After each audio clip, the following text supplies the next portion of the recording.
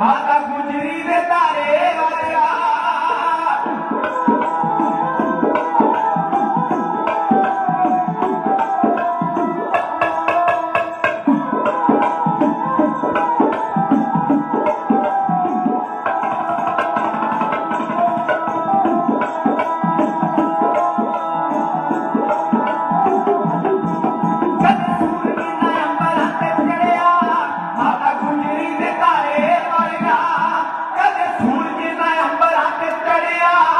माता गुजरी दे तारे वर्गा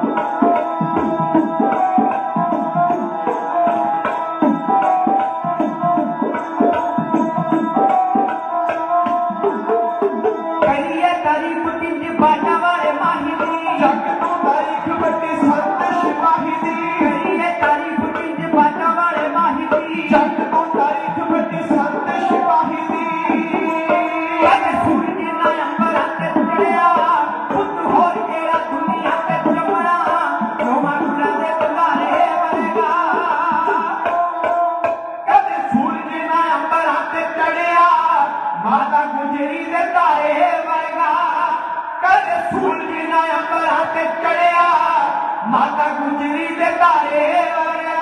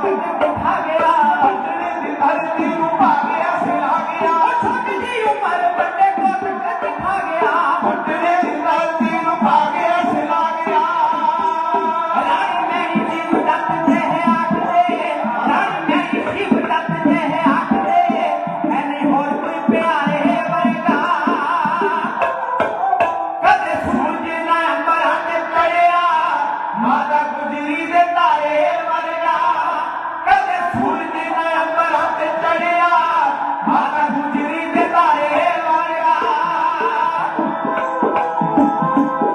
माता गुजरी दे तारे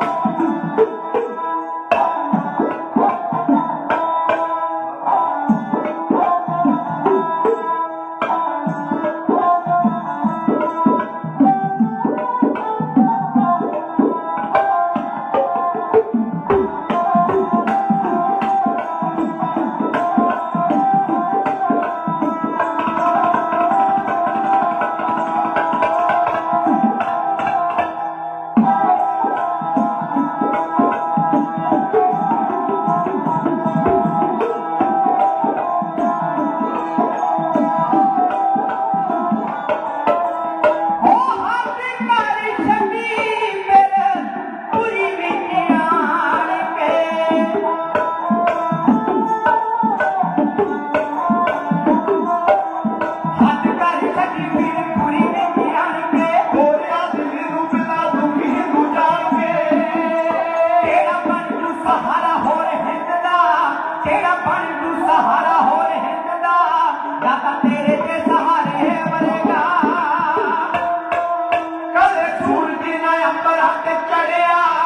माता गुजरी दे तारे वर्गा कदे सूरज ना अंबर ते चढ़िया माता गुजरी दे तारे वर्गा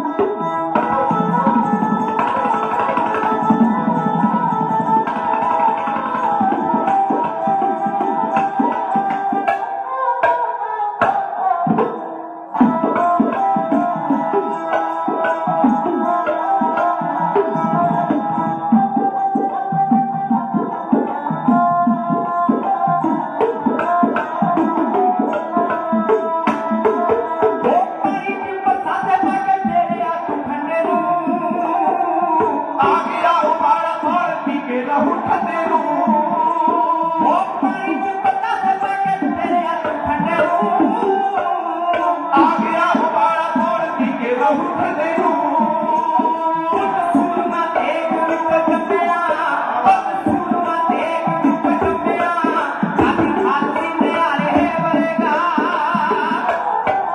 कदे सूरज ना अंबर ते चढ़िया माता गुजरी दे तारे वर्गा कदे सूरज ना अंबर ते चढ़िया माता गुजरी दे तारे वर्गा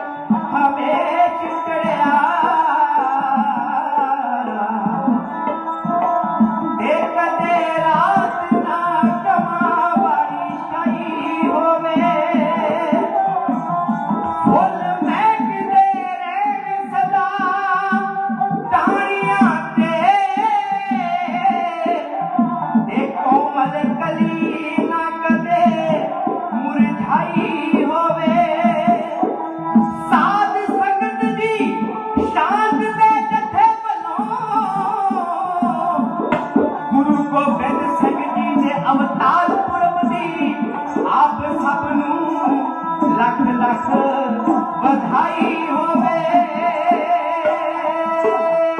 हो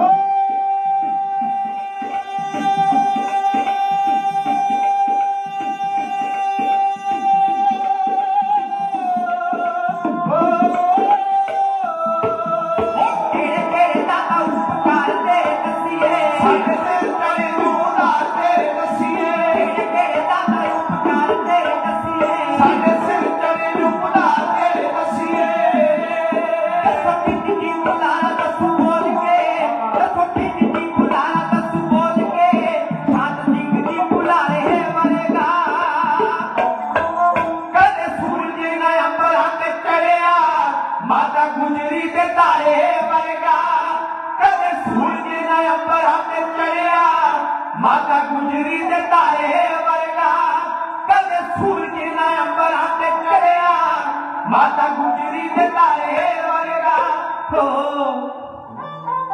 सच सभा दीवान सच सच्चे पह धरियो सच्चे तखत निवास सच तपावस करियो सच सिरजियो संसार आप अपुल न भुलो रतन नाम अपार कीम नह पवे अमुलो जेह कृपाल होयो गोबिंद सर्व सुख तिन्हु पाए हर गुरु नानक जिन परस्यो ते बहुड़ फिर जोन न आए समर्थ सतगुरु ग्रंथ साहिब पातशाह जी दी मुबारक हजूरी अंदर शरदा भावना अकीदत नाल जुड़ के धन धन साहिब कमाल दिल पजीर सतगुरु गोबिंद सिंह साहिब पातशाह जी का प्रकाश दिहाड़ा बहुत भावना नाल मना रहे गुरमुख प्यारे सतसंगी जनों आओ गुरु रहमत सदका असी तुसी आपां सारे बहुत वडभागे हाँ जिन्होंने ये सुभाग समा गुरु चरणों के अंदर बैठ के धन गुरु गोबिंद सिंह साहिब पातशाह जी की करनी नूं कमाई नूं नमस्कार करन दा प्राप्त होया। श्री अखंड पाठ साहिब आप सरबत संगतां वल्लों बड़ी भावना नाल आरंभ करवाए सन।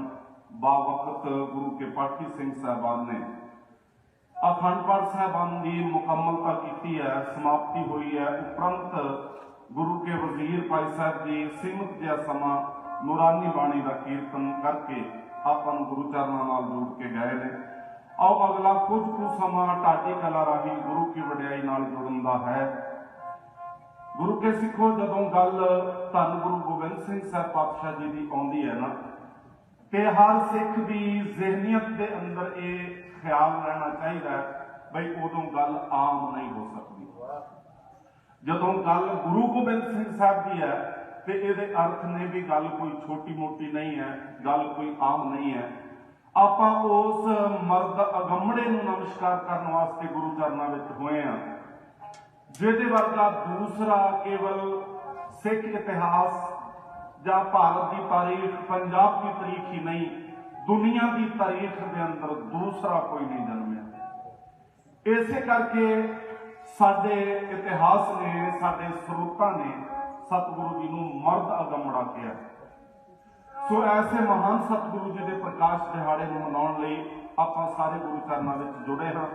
आओ गुरु रहमत सदका जितनी कुछ सेवा गुरु पातशाह ने जैसे लफ्ज दासरियां नूं बख्शिश कीते, सतगुरु जी ने उन्हां लफ्ज़ां दे नाल आप जी की चरण बोसी कदम बोसी करन दा यतन ताड़ी जसविंदर सिंह शांत के जत्थे ने करना।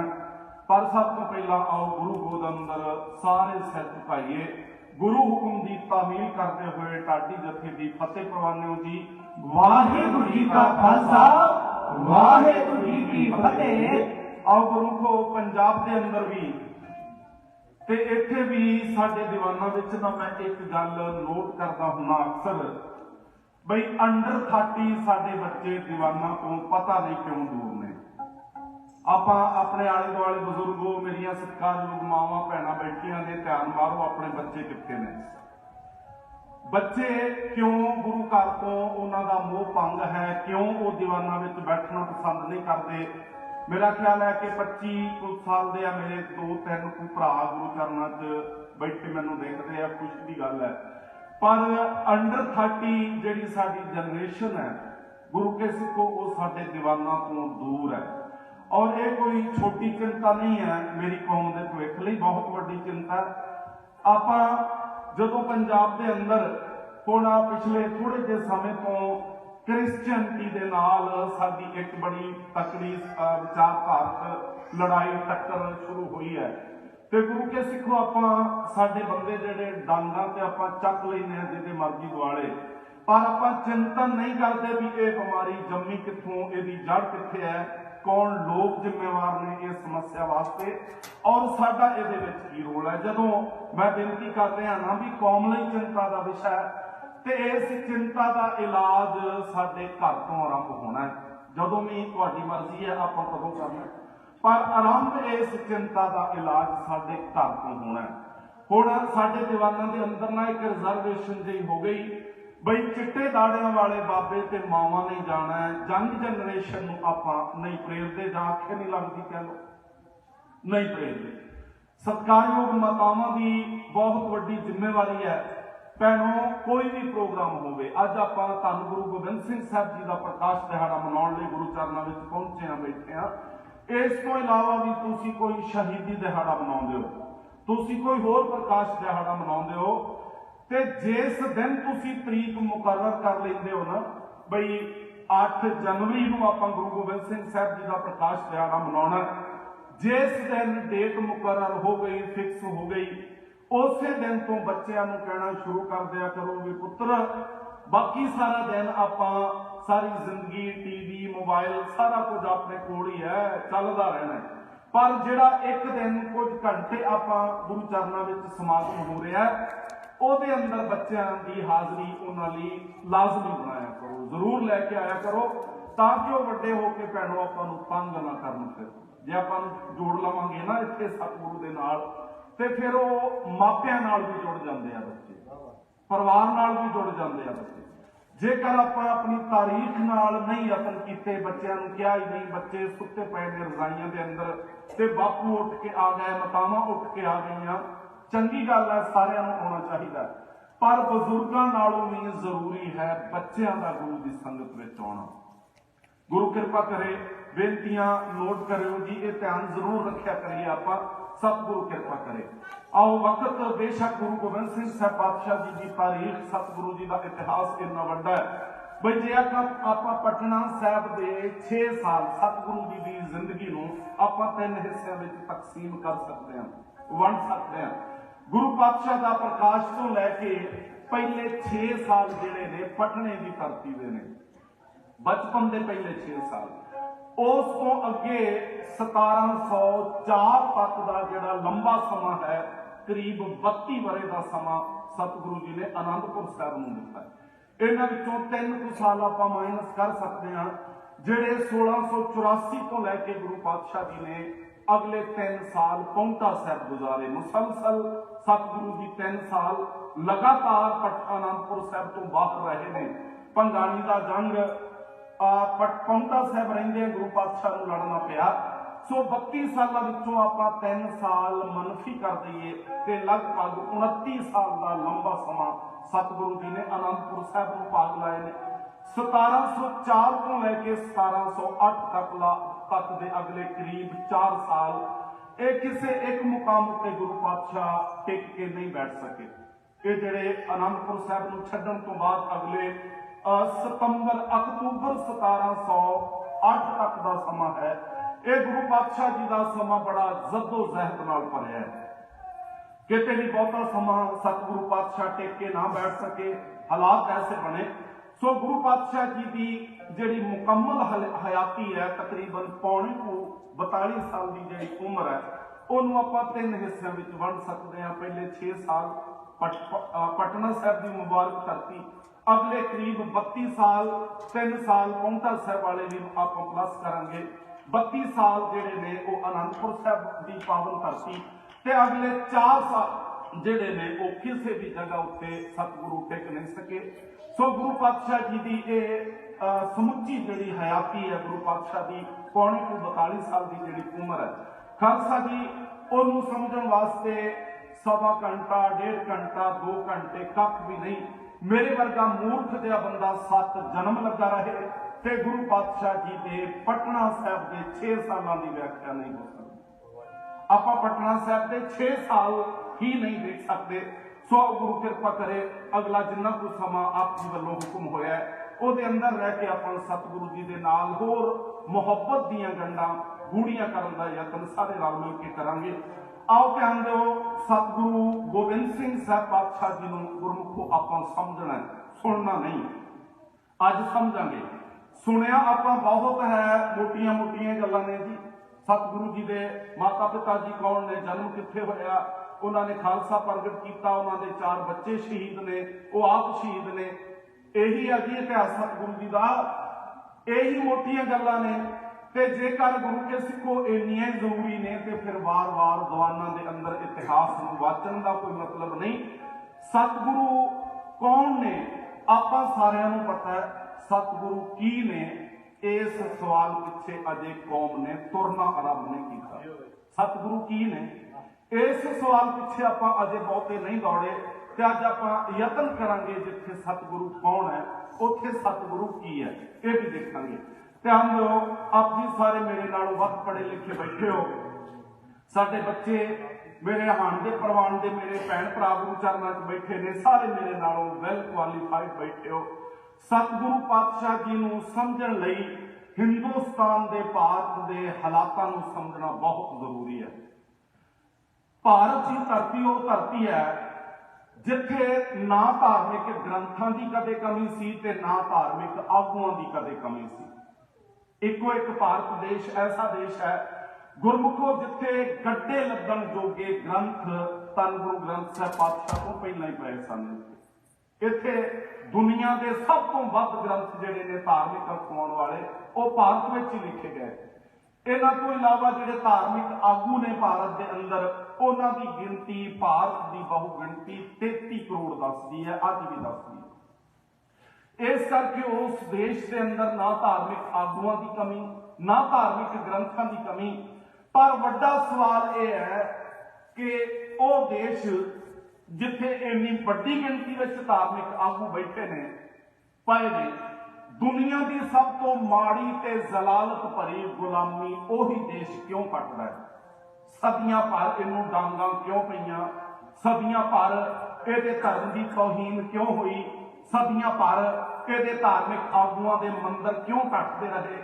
सदियां भर इहदे धार्मिक आगुआं दीयां मूर्तियां की तौहीन क्यों हुंदी रही? ये वड्डे सवाल ने ਜਿਹੜੇ ਭਾਰਤ ਦੇ ਦਾਅਵੇਦਾਰ ਨੇ ਉਹਨਾਂ ਨੂੰ ਇਹਨਾਂ ਦੇ ਜਵਾਬ ਦੇਣੇ ਮੁਸ਼ਕਿਲ ਹੀ ਨਹੀਂ, ਅਸੰਭਵ ਨੇ, ਕਿਉਂਕਿ ਜਿਹੜਾ ਧਾਰਮਿਕ ਫਲਸਫਾ ਹੈ ਗੁਰੂ ਕੇ ਸਿੱਖੋ ਉਹ ਮਨੁੱਖੀ ਜ਼ਿਹਨੀਅਤ ਉੱਤੇ ਸਭ ਤੋਂ ਵੱਧ ਪ੍ਰਭਾਵ ਛੱਡਦਾ ਹੈ। ਧਾਰਮਿਕ ਜਿਹੜਾ ਸਿਧਾਂਤ ਹੈ, ਧਾਰਮਿਕ ਫਲਸਫਾ ਹੈ, ਧਾਰਮਿਕ ਫਿਲਾਸਫੀ ਹੈ, ਇਹ ਕਿਸੇ ਵੀ ਬੰਦੇ ਦੀ ਸੋਚ ਤੇ ਜ਼ਿਹਨੀਅਤ ਤੇ ਸਭ ਤੋਂ ਵੱਧ ਪ੍ਰਭਾਵ ਛੱਡਦੀ ਹੈ। ਤੇ ਭਾਰਤ ਦੇ ਅੰਦਰ ਗੁਰੂ ਨਾਨਕ ਪਾਤਸ਼ਾਹ ਦੇ ਇਨਕਲਾਬ ਤੋਂ ਪਹਿਲਾਂ, ਗੁਰੂ ਨਾਨਕ ਪਾਤਸ਼ਾਹ ਦੀ ਵਿਚਾਰਧਾਰਾ ਦੇ ਜਨਮ ਤੋਂ ਪਹਿਲਾਂ ਜਿਹੜਾ ਧਾਰਮਿਕ ਫਲਸਫਾ ਹੈ ਉਹਦੇ ਵਿੱਚ ਕੋਈ ਬਹੁਤਾ ਦਮ ਨਹੀਂ ਹੈ, ਉਹ ਠੋਸ ਨਹੀਂ ਹੈ, ਉਹ ਬੜਾ ਕੱਚਾ ਜਿਹਾ ਸੀ। ਉਹ ਇੱਕ ਉਹਦੇ ਅੰਦਰ ਬਹੁਤੀ ਕਲਪਨਾ ਸੀ ਜਿਹੜੀ ਭਾਰਤ ਦੇ ਧਾਰਮਿਕ ਆਗੂ ਨੇ ਆਪਣੇ ਪ੍ਰਸ਼ਾਦੇ ਚਲਾਉਣ ਵਾਸਤੇ ਹੀ ਲੋਕਾਂ ਦੇ ਗਲ ਪਾ ਛੱਡੀ ਸੀ। ਤੇ ਜਿਹੜੀ ਚੀਜ਼ ਕਲਪਨਾ ਤੇ ਟਿਕੀ ਹੋਵੇ ਉਹ ਲੋਕਾਂ ਦੇ ਅੰਦਰ ਹਿੰਮਤ ਨਹੀਂ ਭਰ ਸਕਦੀ ਹੁੰਦੀ, ਉਹ ਲੋਕਾਂ ਨੂੰ ਤਕੜਿਆ ਨਹੀਂ ਕਰ ਸਕਦੀ ਹੁੰਦੀ, ਉਹ ਲੋਕਾਂ ਨੂੰ ਸ਼ਰਮ ਵਾਲੇ, ਹਿਆ ਵਾਲੇ, ਅਣਖ ਵਾਲੇ ਨਹੀਂ ਬਣਾ ਸਕਦੀ ਹੁੰਦੀ। ਇਸ ਕਰਕੇ ਜਿਹੜਾ ਧਾਰਮਿਕ ਫਲਸਫਾ ਗੁਰੂ ਨਾਨਕ ਤੋਂ ਪਹਿਲਾਂ ਦਾ ਹੈ ਭਾਰਤ ਦੇ ਕੋਲ, ਉਹਨੇ ਕੋਈ ਚੰਗਾ ਬਹੁਤਾ ਠੋਸ ਰੋਲ ਭਾਰਤ ਦੀ ਜਿਹੜੀ ਤਾਰੀਖ ਹੈ, ਇਤਿਹਾਸ ਹੈ, ਉਹਦੇ ਵਿੱਚ ਅਦਾ ਨਹੀਂ ਕੀਤਾ। ਸਤਿਗੁਰੂ ਨਾਨਕ ਪਾਤਸ਼ਾਹ ਤੋਂ ਪਹਿਲੀਆਂ ਜਿਹੜੀਆਂ 3 ਸਦੀਆਂ ਨੇ ਭਾਰਤ ਦੇ ਇਤਿਹਾਸ ਦੀਆਂ, ਉਹਨਾਂ ਨੂੰ ਸਾਡਾ ਇਤਿਹਾਸ ਕਾਲੀਆਂ ਸਦੀਆਂ ਕਹਿੰਦਾ। 3 ਸਦੀਆਂ ਗੁਰੂ ਨਾਨਕ ਪਾਤਸ਼ਾਹ ਤੋਂ ਪਹਿਲਾਂ ਦੀਆਂ, ਕਹ ਲਓ 300 ਸਾਲ ਗੁਰੂ ਨਾਨਕ ਪਾਤਸ਼ਾਹ ਤੋਂ ਪਹਿਲੇ ਨੇ ਜਿਹੜੇ। ਗੁਰੂ ਕੇ ਸਿੱਖੋ ਉਹਨਾਂ ਨੂੰ ਭਾਰਤ ਦੀ ਤਾਰੀਖ, ਇਤਿਹਾਸ ਕਾਲੀਆਂ ਸਦੀਆਂ ਕਹਿੰਦਾ। ਤੇ ਇਹ ਸਦੀਆਂ ਕਾਲੀਆਂ ਕਿਉਂ ਨੇ? ਆਪ ਜੀ ਸਾਰੇ ਗੁਰ ਇਤਿਹਾਸ ਨੂੰ ਮੁਹੱਬਤ ਕਰਨ ਵਾਲੇ ਬੈਠੇ ਹੋ। 24 ਜੁਲਾਈ 1204 ਨੂੰ ਭਾਰਤ ਪੱਕੇ ਤੌਰ ਉੱਤੇ ਜ਼ਹਿਰਾਂ ਦਾ ਗੁਲਾਮ ਹੋ ਗਿਆ ਸੀ। ਮੈਂ ਸਤਿਗੁਰੂ ਜੀ ਦੀ ਸ਼ਖਸੀਅਤ ਨੂੰ ਕਿਸੇ ਕਲਪਨਾ ਵਿੱਚੋਂ ਤੁਹਾਡੇ ਮੂਹਰੇ ਨਹੀਂ ਰੱਖਣਾ, ਪਹਾੜਾਂ ਵੱਲ ਨੂੰ ਨਹੀਂ ਜਾਣਾ, ਮੈਂ ਧਰਤੀ ਤੇ ਰਹਿ ਕੇ ਗੱਲ ਕਰਾਂਗਾ ਗੁਰੂ ਪਾਤਸ਼ਾਹ ਦੀ। ਆਓ ਖਾਲਸਾ ਜੀ, 24 ਜੁਲਾਈ 1204 ਭਾਰਤ ਪੱਕੇ ਤੌਰ ਉੱਤੇ ਗੁਲਾਮ ਹੋ ਗਿਆ। ਹਾਲਾਂਕਿ ਹਮਲੇ ਜਿਹੜੇ ਨੇ ਇਸ ਤੋਂ ਵੀ ਪਹਿਲਾਂ ਦੇ ਹੋ ਰਹੇ ਸਨ, ਬਹੁਤ ਲੰਬਾ ਸਮਾਂ ਪਹਿਲਾਂ ਦੇ ਹੋ ਰਹੇ ਸਨ। ਪਰ ਜਦੋਂ 1204 ਨੂੰ ਮੁਹੰਮਦ ਗੌਰੀ ਭਾਰਤ ਉੱਤੇ ਚੜ੍ਹ ਕੇ ਆਉਂਦਾ ਹੈ, ਉਹ ਫਿਰ ਇਹਨੂੰ ਲੁੱਟ ਕੇ ਵਾਪਸ ਨਹੀਂ ਜਾਂਦਾ। ਪਹਿਲਾਂ ਵੀ ਗੌਰੀ ਕਈ ਵਾਰੀ ਆਇਆ, ਇਸ ਤੋਂ ਪਹਿਲਾਂ ਕਈ ਜਰਵਾਣੇ ਆਏ, ਭਾਰਤ ਨੂੰ ਲੁੱਟ ਕੇ ਕੁੱਟ ਕੇ ਬੜੇ ਮਜ਼ੇ ਨਾਲ ਵਾਪਸ ਚਲੇ ਜਾਂਦੇ ਸਨ। ਪਰ ਇਸ ਵਾਰ ਜਦੋਂ ਮੁਹੰਮਦ ਗੌਰੀ ਆਇਆ, ਉਹ ਲੁੱਟ ਕੇ ਭਾਰਤ ਨੂੰ ਵਾਪਸ ਨਹੀਂ ਗਿਆ। ਜਦੋਂ ਗੌਰੀ ਚੜ੍ਹ ਕੇ ਆਇਆ, ਉਦੋਂ ਇੱਥੇ ਹਿੰਦੂ ਰਾਜਪੂਤ ਰਾਜਿਆਂ ਦਾ ਰਾਜ ਹੈ। ਰਾਜਪੂਤਾਨੇ ਦਾ ਇਤਿਹਾਸ ਭਾਰਤ ਦੇ ਇਤਿਹਾਸ ਦੇ ਅੰਦਰ ਬਹੁਤ ਵੱਡਾ ਹੈ। ਰਾਜਪੂਤਾਂ ਨੂੰ ਇੱਕ ਜੰਗਜੂ ਕੌਮ ਕਿਹਾ ਜਾਂਦਾ ਹੈ, ਇੱਕ ਜੁਝਾਰੂ ਕੌਮ ਕਿਹਾ ਜਾਂਦਾ ਹੈ, ਇੱਕ ਅਣਖੀਲੀ ਕੌਮ ਕਿਹਾ ਜਾਂਦਾ ਹੈ। ਪਰ ਖਾਲਸਾ ਜੀ, ਜਦੋਂ ਮੁਹੰਮਦ ਗੌਰੀ ਚੜ੍ਹ ਕੇ ਆਇਆ ਤੇ ਰਾਜਪੂਤ ਰਾਜਾ ਪ੍ਰਿਥਵੀ ਰਾਜ ਚੌਹਾਨ ਕੱਖ ਵੀ ਨਾ ਕਰ ਸਕੇ। ਪ੍ਰਿਥਵੀ ਰਾਜ ਚੌਹਾਨ ਰਾਜਪੂਤਾਂ ਦੇ ਇਤਿਹਾਸ ਦਾ ਸਭ ਤੋਂ ਬਹਾਦਰ ਬੰਦਾ ਗਿਣਿਆ ਜਾਂਦਾ ਹੈ, ਸਭ ਤੋਂ ਜੁਝਾਰੂ ਤੇ ਅਣਖੀਲਾ ਯੋਧਾ ਗਿਣਿਆ ਜਾਂਦਾ ਹੈ। ਪਰ ਜਦੋਂ ਮੁਹੰਮਦ ਗੌਰੀ ਚੜ੍ਹ ਕੇ ਆਉਂਦਾ ਤੇ ਇਹ ਕੱਖ ਵੀ ਨਹੀਂ ਕਰ ਪਾਉਂਦਾ। ਇੱਕ ਕਵੀ ਹੋਏ ਨੇ ਜੀ, ਬਾਣ ਭੱਟ ਉਹਨਾਂ ਦਾ ਨਾਮ ਹੈ। ਉਹਨਾਂ ਨੇ ਆਪਣੀ ਇੱਕ ਕਵਿਤਾ ਲਿਖੀ ਰਾਜਪੂਤਾਂ ਦੇ ਇਤਿਹਾਸ ਤੇ, ਭਾਰਤ ਤੋਂ ਗੁਲਾਮ ਕਿਉਂ ਹੋਇਆ। ਉਹਨਾਂ ਨੇ ਇੱਕ ਲਾਈਨ ਦੇ ਅੰਦਰ ਹੀ ਉਸ ਵਿਦਵਾਨ ਕਵੀ ਨੇ ਨਾ ਕਮਾਲ ਕਰ ਦਿੱਤੀ। ਉਸ ਲਾਈਨ ਨੂੰ ਸਮਝੋ, ਸੁਣਿਓ ਜਰਾ।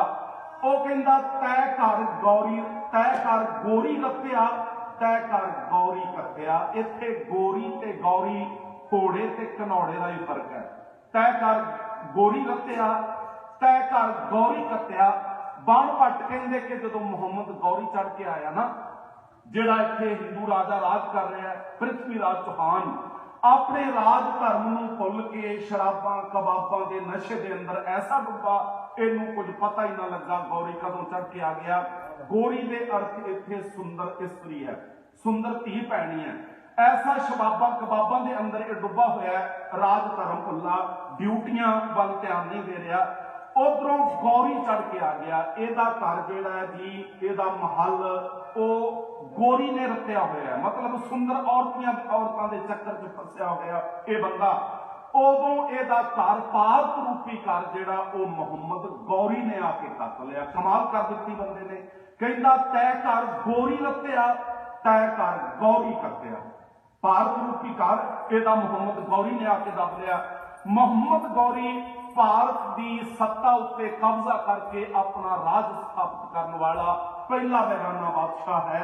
ਉਹਦੇ ਤੋਂ ਬਾਅਦ ਕੁਤਬਦੀਨ ਐਬਕ ਨੇ ਇੱਥੇ ਜ਼ੁਲਮਾਂ ਦੀ ਇੰਤਹਾ ਕਰ ਦਿੱਤੀ।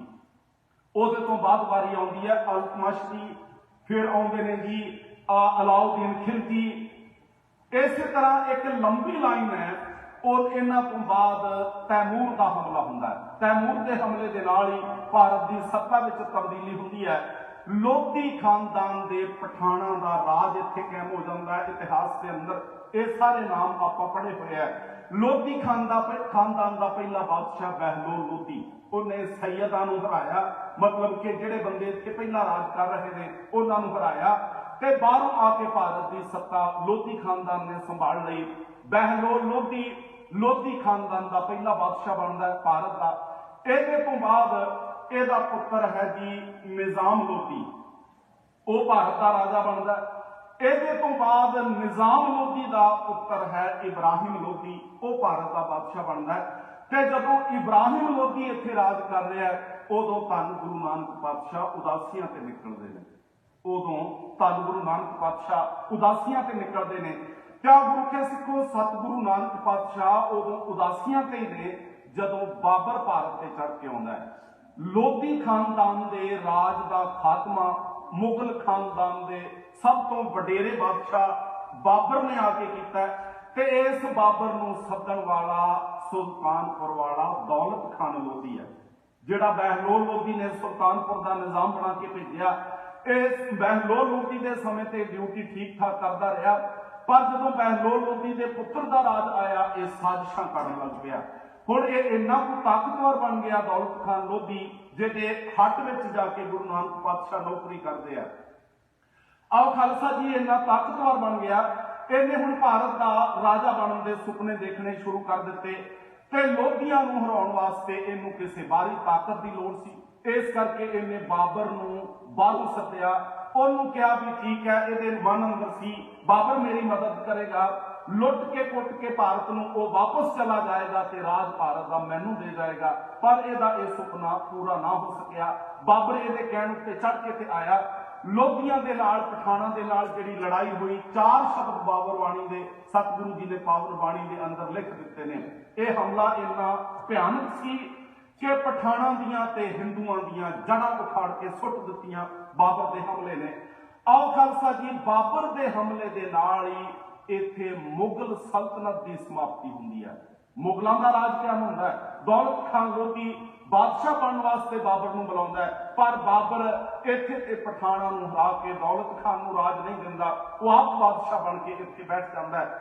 ਬਾਬਰ ਦੀ ਚੜ੍ਹਾਈ ਤੋਂ ਬਾਅਦ ਭਾਰਤ ਦੇ ਅੰਦਰ ਧੰਨ ਗੁਰੂ ਗੋਬਿੰਦ ਸਿੰਘ ਸਾਹਿਬ ਪਾਤਸ਼ਾਹ ਤੱਕ, ਉਸ ਤੋਂ ਬਾਅਦ ਸਾਡੀਆਂ ਮਿਸਲਾਂ ਤੱਕ ਜਿਹੜਾ ਰਾਜ ਹੈ ਉਹ ਇਹਨਾਂ ਲੋਕਾਂ ਨੇ ਕੀਤਾ, ਮੁਗਲਾਂ ਦਾ ਹੀ ਹੈ। ਆਓ ਖਾਲਸਾ ਜੀ, ਹੁਣ ਜਦੋਂ ਇੱਥੇ ਇੱਕ ਮੈਚ ਹੈ ਜਿਹੜਾ ਕੁਦਰਤੀ ਬਣਿਆ, ਧਿਆਨ ਨਾਲ ਸੁਣਿਓ।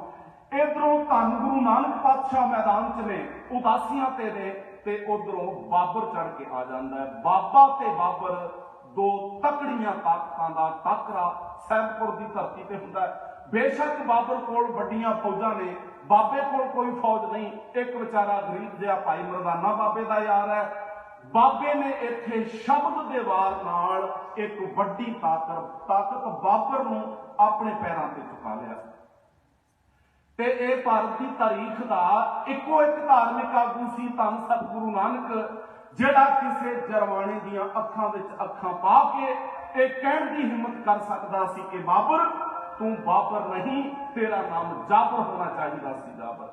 ਧੰਨ ਗੁਰੂ ਨਾਨਕ ਪਾਤਸ਼ਾਹ ਤੋਂ ਪਹਿਲਾਂ ਭਾਰਤ ਦੇ ਕਿਸੇ ਵੀ ਧਾਰਮਿਕ ਆਗੂ ਦੀ ਜ਼ੁਬਾਨ ਤੋਂ ਤੁਸੀਂ ਇੰਨਾ ਇਨਕਲਾਬੀ ਸ਼ਬਦ ਨਹੀਂ ਸੁਣੋਗੇ।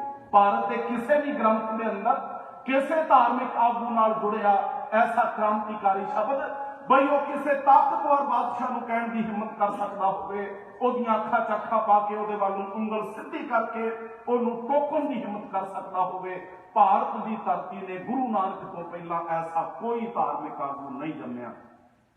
ਆਓ ਖਾਲਸਾ ਜੀ, ਹੁਣ ਇੱਥੇ ਬਾਬੇ ਤੇ ਬਾਬਰ ਦੀ ਲੜਾਈ ਨਹੀਂ ਆਪਾਂ ਕਹਿ ਸਕਦੇ, ਜਿਹੜੀ ਪਹਿਲੀ ਮੀਟਿੰਗ ਹੈ ਨਾ, ਅਸਲ ਵਿੱਚ ਇਹ ਸਾਡੀ ਲੜਾਈ ਦੀ ਹੀ ਆਰੰਭਤਾ ਸੀ।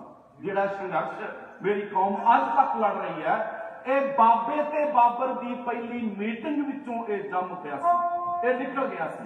ਆਓ ਖਾਲਸਾ ਜੀ, ਬਾਬੇ ਨਾਲ ਜਿਹੜੀ ਪਹਿਲੀ ਮੀਟਿੰਗ ਹੈ ਸੈਦਪੁਰ ਦੀ ਧਰਤੀ ਤੇ ਹੋਈ ਬਾਬੇ ਦੀ, ਇਹਦੇ ਵਿੱਚੋਂ ਸਾਡੀ ਵਿਚਾਰਾਂ ਦੀ ਲੜਾਈ ਨੇ ਜਨਮ ਲਿਆ, ਵਿਚਾਰਾਂ ਦੀ ਜੰਗ ਨੇ ਜਨਮ ਲਿਆ। ਇਹੀ ਵਿਚਾਰਾਂ ਦੀ ਜੰਗ ਅੱਗੇ ਜਾ ਕੇ ਤਲਵਾਰਾਂ ਦੀ ਜੰਗ 'ਚ ਤਬਦੀਲ ਹੁੰਦੀ ਹੈ। ਇਧਰ ਬਾਬਾ ਆਇਆ, ਉਧਰ ਬਾਬਰ ਆਇਆ, ਅੱਗੇ ਬਾਬੇ ਦੇ ਅਗਲੇ ਵਾਰਸ ਆਉਂਦੇ ਰਹੇ ਤੇ ਬਾਬਰ ਦੇ ਅਗਲੇ ਵਾਰਸ ਆਉਂਦੇ ਰਹੇ। ਪ੍ਰਿੰਸੀਪਲ ਸਤਵੀਰ ਸਿੰਘ ਕਹਿੰਦੇ ਅੱਗੇ ਬਾਬੇ ਤੋਂ ਬਾਅਦ ਬਾਬਰ ਦੇ ਨਾਲ ਪੁੱਤ ਟਕਰਾਇਆ, ਪੋਤਰੇ ਨਾਲ ਪੋਤਰਾ ਟਕਰਾਇਆ, ਪੜਪੋਤਰੇ ਨਾਲ ਪੜਪੋਤਰਾ ਟਕਰਾਇਆ। ਮੁਗਲਾਂ ਨਾਲ ਸਾਡੀ ਲੜਾਈ ਪੀੜ੍ਹੀ ਦਰ ਪੀੜ੍ਹੀ ਲਗਾਤਾਰ ਚੱਲਦੀ ਰਹੀ, ਮੁਸਲਸਲ ਚੱਲਦੀ ਰਹੀ। ਆਓ ਖਾਲਸਾ ਜੀ, ਹੁਣ ਅੱਗੇ ਸਤਿਗੁਰੂ ਨਾਨਕ ਪਾਤਸ਼ਾਹ ਸਦੀਆਂ ਤੋਂ ਕੁੱਟ ਖਾ ਰਹੀ ਭਾਰਤ ਦੀ ਧਰਤੀ, ਕਾਲੀਆਂ 3 ਸਦੀਆਂ ਦਾ ਮੈਂ ਪਹਿਲਾਂ ਜ਼ਿਕਰ ਕੀਤਾ। ਗੁਰੂ ਨਾਨਕ ਪਾਤਸ਼ਾਹ ਤੋਂ ਪਹਿਲਾਂ 300 ਸਾਲ ਬੇਗਾਨਿਆਂ ਦੀ ਗੁਲਾਮੀ ਦਾ ਬੜਾ ਕਾਲਾ ਇਤਿਹਾਸ ਹੈ। ਸਤਿਗੁਰੂ ਨਾਨਕ ਪਾਤਸ਼ਾਹ ਆਉਂਦੇ ਨੇ, ਉਹ ਇੱਥੇ ਦੇ ਕੁੱਟੇ ਜਾ ਰਹੇ ਆਮ ਲੋਕਾਂ ਨੂੰ ਇਕੱਤਰ ਹੋਣ ਦੀਆਂ ਤਕਰੀਰਾਂ ਕਰਦੇ ਆ, ਇੱਕ ਪਲੇਟਫਾਰਮ ਰੋਲ ਰਹੇ ਲੋਕਾਂ ਨੂੰ ਦਿੰਦੇ ਆ। ਜਿਹੜਾ ਵੀ ਬਾਪੂ ਦੀ ਗੱਲ, ਬਾਬੇ ਦੀ ਗੱਲ ਸਮਝਦਾ ਗਿਆ, ਉਹ ਬਾਬੇ ਦਾ ਹਮਰਾਹੀ ਬਣਦਾ ਗਿਆ।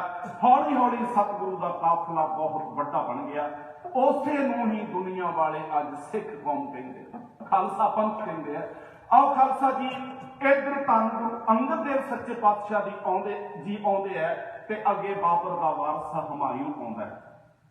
ਉਧਰ ਧੰਨ ਗੁਰੂ ਅਮਰਦਾਸ ਸੱਚੇ ਪਾਤਸ਼ਾਹ, ਧੰਨ ਗੁਰੂ ਅੰਗਦ ਦੇਵ ਸੱਚੇ ਪਾਤਸ਼ਾਹ ਤੋਂ ਬਾਅਦ ਗੁਰੂ ਅਮਰਦਾਸ ਸੱਚੇ ਪਾਤਸ਼ਾਹ, ਅੱਗੇ ਸਤਿਗੁਰੂ ਰਾਮਦਾਸ, ਗੁਰੂ ਅਰਜਨ ਦੇਵ। ਇਧਰ ਗੁਰਤਾ ਗੱਦੀ ਨਾਲ ਚੱਲਦੀ ਰਹੀ, ਉਹ ਉਧਰ ਬਾਬਰ ਦੇ ਵਾਰਸ ਨਾਲ ਚੱਲਦੇ ਰਹੇ। ਪੰਜਵੇਂ ਸਤਿਗੁਰੂ ਜੀ ਦਾ ਸਮਾਂ ਆਇਆ ਤੇ ਬਾਦਸ਼ਾਹ ਜਹਾਂਗੀਰ ਭਾਰਤ ਦੀ ਗੱਦੀ ਉੱਤੇ ਬੈਠਾ।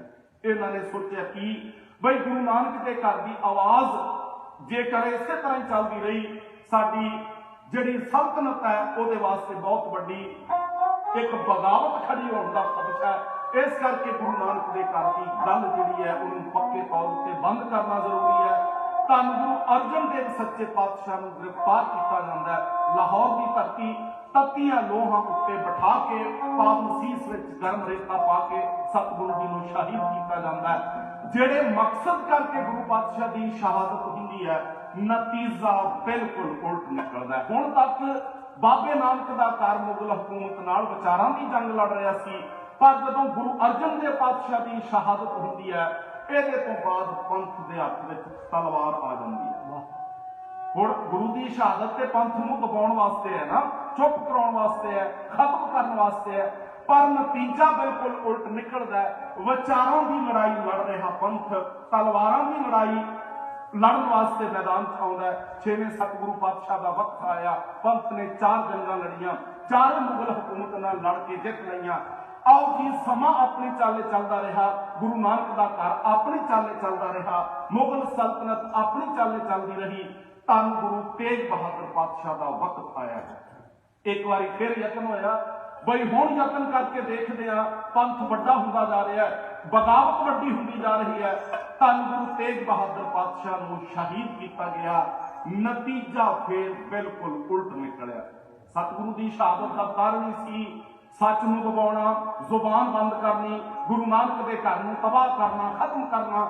ਧੰਨ ਗੁਰੂ ਅਰਜਨ ਦੇਵ ਸੱਚੇ ਪਾਤਸ਼ਾਹ ਦੀ ਸ਼ਹਾਦਤ ਤੋਂ ਬਾਅਦ ਤੇ ਪੰਥ ਨੇ 4 ਜੰਗਾਂ ਲੜੀਆਂ, ਪਰ ਗੁਰੂ ਤੇਗ ਬਹਾਦਰ ਪਾਤਸ਼ਾਹ ਦੀ ਸ਼ਹਾਦਤ ਤੋਂ ਬਾਅਦ ਪੰਥ ਨੇ 14 ਜੰਗਾਂ ਲੜੀਆਂ ਤੇ 14 ਹੀ ਜਿੱਤ ਲਈਆਂ। ਕੈਸੀ ਤਬਦੀਲੀ ਸੀ, ਕੈਸੀ ਰਵਾਨਗੀ ਸੀ ਗੁਰੂ ਦੇ ਪੰਥ ਦੀ। 14 ਜੰਗਾਂ ਲੜ ਕੇ ਜਿੱਤੀਆਂ ਹੀ ਨਹੀਂ, ਗੁਰੂ ਦਾ ਪੰਥ ਹਮੇਸ਼ਾ ਵਾਸਤੇ ਸ਼ਾਸਤਰਕਾਰੀ ਹੋ ਗਿਆ, ਹਮੇਸ਼ਾ ਵਾਸਤੇ ਜੰਗ ਨੂੰ ਜੁਝਾਰੂ ਬਣ ਗਿਆ। ਇਹਦੀ ਵਰਦੀ ਜਿਹੜੀ ਹੈ ਉਹ ਤੀਰਾਂ ਤਲਵਾਰਾਂ ਵਾਲੀ ਬਣ ਗਈ। ਸੀਸ ਉੱਤੇ ਚੱਕਰ ਜਿਹੜੇ ਹੈ ਉਹ ਪੰਥ ਨੇ ਪੱਕੇ ਤੌਰ ਉੱਤੇ ਧਾਰਨ ਕਰ ਲਏ। ਆਓ ਜੀ, ਤਲਵਾਰ ਇਹਦੇ ਸਰੀਰ ਦਾ ਅੰਗ ਬਣਾ ਦਿੱਤੀ ਗਈ, ਤਲਵਾਰ ਇਹਦੇ ਜਿਸਮ ਦਾ ਪਾਰਟ ਬਣਾ ਦਿੱਤੀ ਗਈ। ਆਓ ਖਾਲਸਾ ਜੀ, ਜਿਸ ਸਮੇਂ ਧੰਨ ਗੁਰੂ ਤੇਗ ਬਹਾਦਰ ਸੱਚੇ ਪਾਤਸ਼ਾਹ ਗੁਰਤਾ ਗੱਦੀ ਉੱਤੇ ਨੇ ਨਾ, ਉਸ ਸਮੇਂ ਮੁਗਲ ਖਾਨਦਾਨ ਦਾ ਸਭ ਤੋਂ ਜਰਵਾਣਾ ਬੰਦਾ ਔਰੰਗਜ਼ੇਬ ਭਾਰਤ ਦੀ ਗੱਦੀ ਉੱਤੇ ਬੈਠਾ। ਇਹ ਗੱਦੀਆਂ 2 ਬਰਾਬਰ ਚੱਲ ਰਹੀਆਂ ਨੇ, ਗੁਰੂ ਨਾਨਕ ਦੇ ਘਰ ਦੀ ਗੱਦੀ ਤੇ ਹਿੰਦੁਸਤਾਨ ਦੀ ਰਾਜਸੀ ਗੱਦੀ, ਮੁਗਲਾਂ ਦੀ ਰਾਜਸੀ ਗੱਦੀ, ਬਰਾਬਰ ਤਬਦੀਲੀਆਂ ਹੋਈਆਂ, ਨਾਲ ਚੱਲਦੀ ਰਹੀ। ਔਰੰਗਜ਼ੇਬ ਨੇ 1658 ਦੇ ਅੰਦਰ ਆਪਣਾ ਸਾਰਾ ਟੱਬਰ ਮਾਰ ਕੇ ਭਾਰਤ ਦੀ ਸੱਤਾ ਹਾਸਲ ਕੀਤੀ ਸੀ। ਗੁਰੂ ਕੇ ਸਿੱਖੋ, राजनीति का सिद्धांत है, जेकर आपां पोजीशन नूं समझना है तो अपोजीशन नूं समझना बड़ा जरूरी है। जेकर पोजीशन नूं समझना है, अपोजीशन नूं समझना बड़ा जरूरी है। हुण इत्थे साडे वल्लों पंथ वल्लों पोजीशन विच ने धन गुरु तेग बहादुर सच्चे पातशाह ते जिहड़ी विरोधी धਿਰ है मुगल सल्तनत है ਉਹਦੇ ਵੱਲੋਂ राजसी गद्दी उत्ते बैठे ने औरंगजेब बैठा है 1658 ਦੇ अंदर। जदों इहदा प्यो बादशाह शाहजहां बिल्कुल बेजार हो गया, कमजोर हो गया, बुढ़ा हो गया, इन्हां चारां भरावां विच अपने प्यो की गद्दी नूं संभालण की लड़ाई चल पई। औरंगजेब इन्हां चारां भरावां विचों इन्ना तेज, करार, जालम, करूर किस्म का आदमी है कि गुरमुखो इन्हें अपने ना प्यो नूं गिरफ्तार किया ते आगरे के किले विच कैद कर दिता। अपने प्यो नूं ये मिठी जहर दे दे के खत्म कर दिंदा है। ये इन्ना जरवानी किस्म का बंदा है। ईद वाले दिन मुसलमान भरा एक दूजे नूं तोहफे पेश करते हैं। इन्हें अपने बड़े भरा दारा सिको का सिर वढ़ के ईद वाले दिन अपने प्यो नूं तोहफे विच भेजिया सी, जेल विच भेजिया सी। अपने भरा कतल करदा है, अपना प्यो कतल करदा है। जदों इन्हां दा आपस विच झगड़ा चल रहा है ना गुरमुखो भरावां दा राजगद्दी नूं प्राप्त करन लई, इहदी एक भैन है रोशन आरा, इतिहास ने उहदा नाम लिखिया रोशन आरा। बाकी भरावां दे खिलाफ जाके इहदी भैन ने इहदी मदद कीती सी औरंगजेब दी। जदों इहनूं गद्दी मिल गई, इस पापी बंदे ने अपनी मदद करने वाली भैन भी कतल करवा दी, रोशन आरा भी कतल करवाई। इत्थे बस नहीं, ਇਹਦੀ एक बहुत प्यारी धी है, बेटी है, ਉਹਦਾ नाम इतिहास ने लिखिया है ज़ेब उल निशान। बड़ा प्यारा नाम सी ते औरंगजेब की यह धी है भी बड़ी प्यारी सी। ये कविता बड़ी सोहनी लिखती सी, गजलकार बड़ी तकड़ी सी, गजल गो बड़ी सोहनी लिखती सी। ਇਹਦਾ प्रभाव लोगों उत्ते बहुत सी। जालम बंदे ने अपनी धी भी मरवा दी। हुण मैं बेनती की है कि जे गुरु नूं समझना ते अपोजिशन नूं समझना बड़ा जरूरी है। हुण जिहड़ा बंदा गुरु के सिखो अपने टब्बर नूं नहीं बख्शदा, प्यो नूं मारदा, भरावां नूं मारदा, भैण नूं मारदा, धी नूं मारदा, पुत्तां नूं मारदा है, वो बंदा साडा की लगदा सी जी? वो साडे नाल क्यों लिहाज करदा?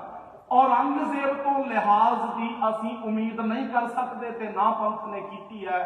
सानू अफसोस ते सी ਜਿਹੜੇ ਅੱਜ ਬੰਦੇ ਉੱਥੇ ਡਾਂਗਾ ਚੁੱਕੀ ਫਿਰਦੇ ਨੇ ਨਾ ਹਿੰਦੂ ਰਾਸ਼ਟਰ ਵਾਲੇ, ਆ ਖਾਕੀ ਨਿਕਰਾਂ ਵਾਲੀ ਫੌਜ, ਆ ਲੀਂਗੜ ਭੁੰਗੜ ਜਿਹਾ ਉੱਤੇ ਚੱਕੀ ਫਿਰਦਾ ਡੰਡੇ, ਹਿੰਦੂ ਰਾਸ਼ਟਰ ਚਾਹੀਦਾ ਇਹਨਾਂ ਨੂੰ।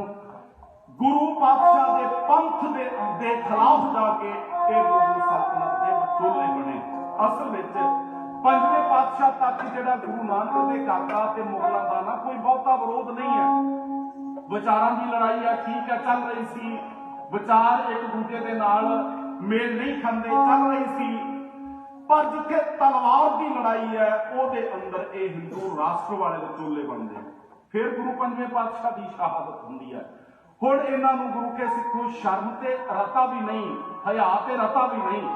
जदों बाबे दा पंथ तुहाडे भारत की आज़ादी लई लड़ रहे हैं, तुसीं मुगलों के टाउट बने बैठे हो, तुसीं मुगलों के मुखबर बने बैठे हो।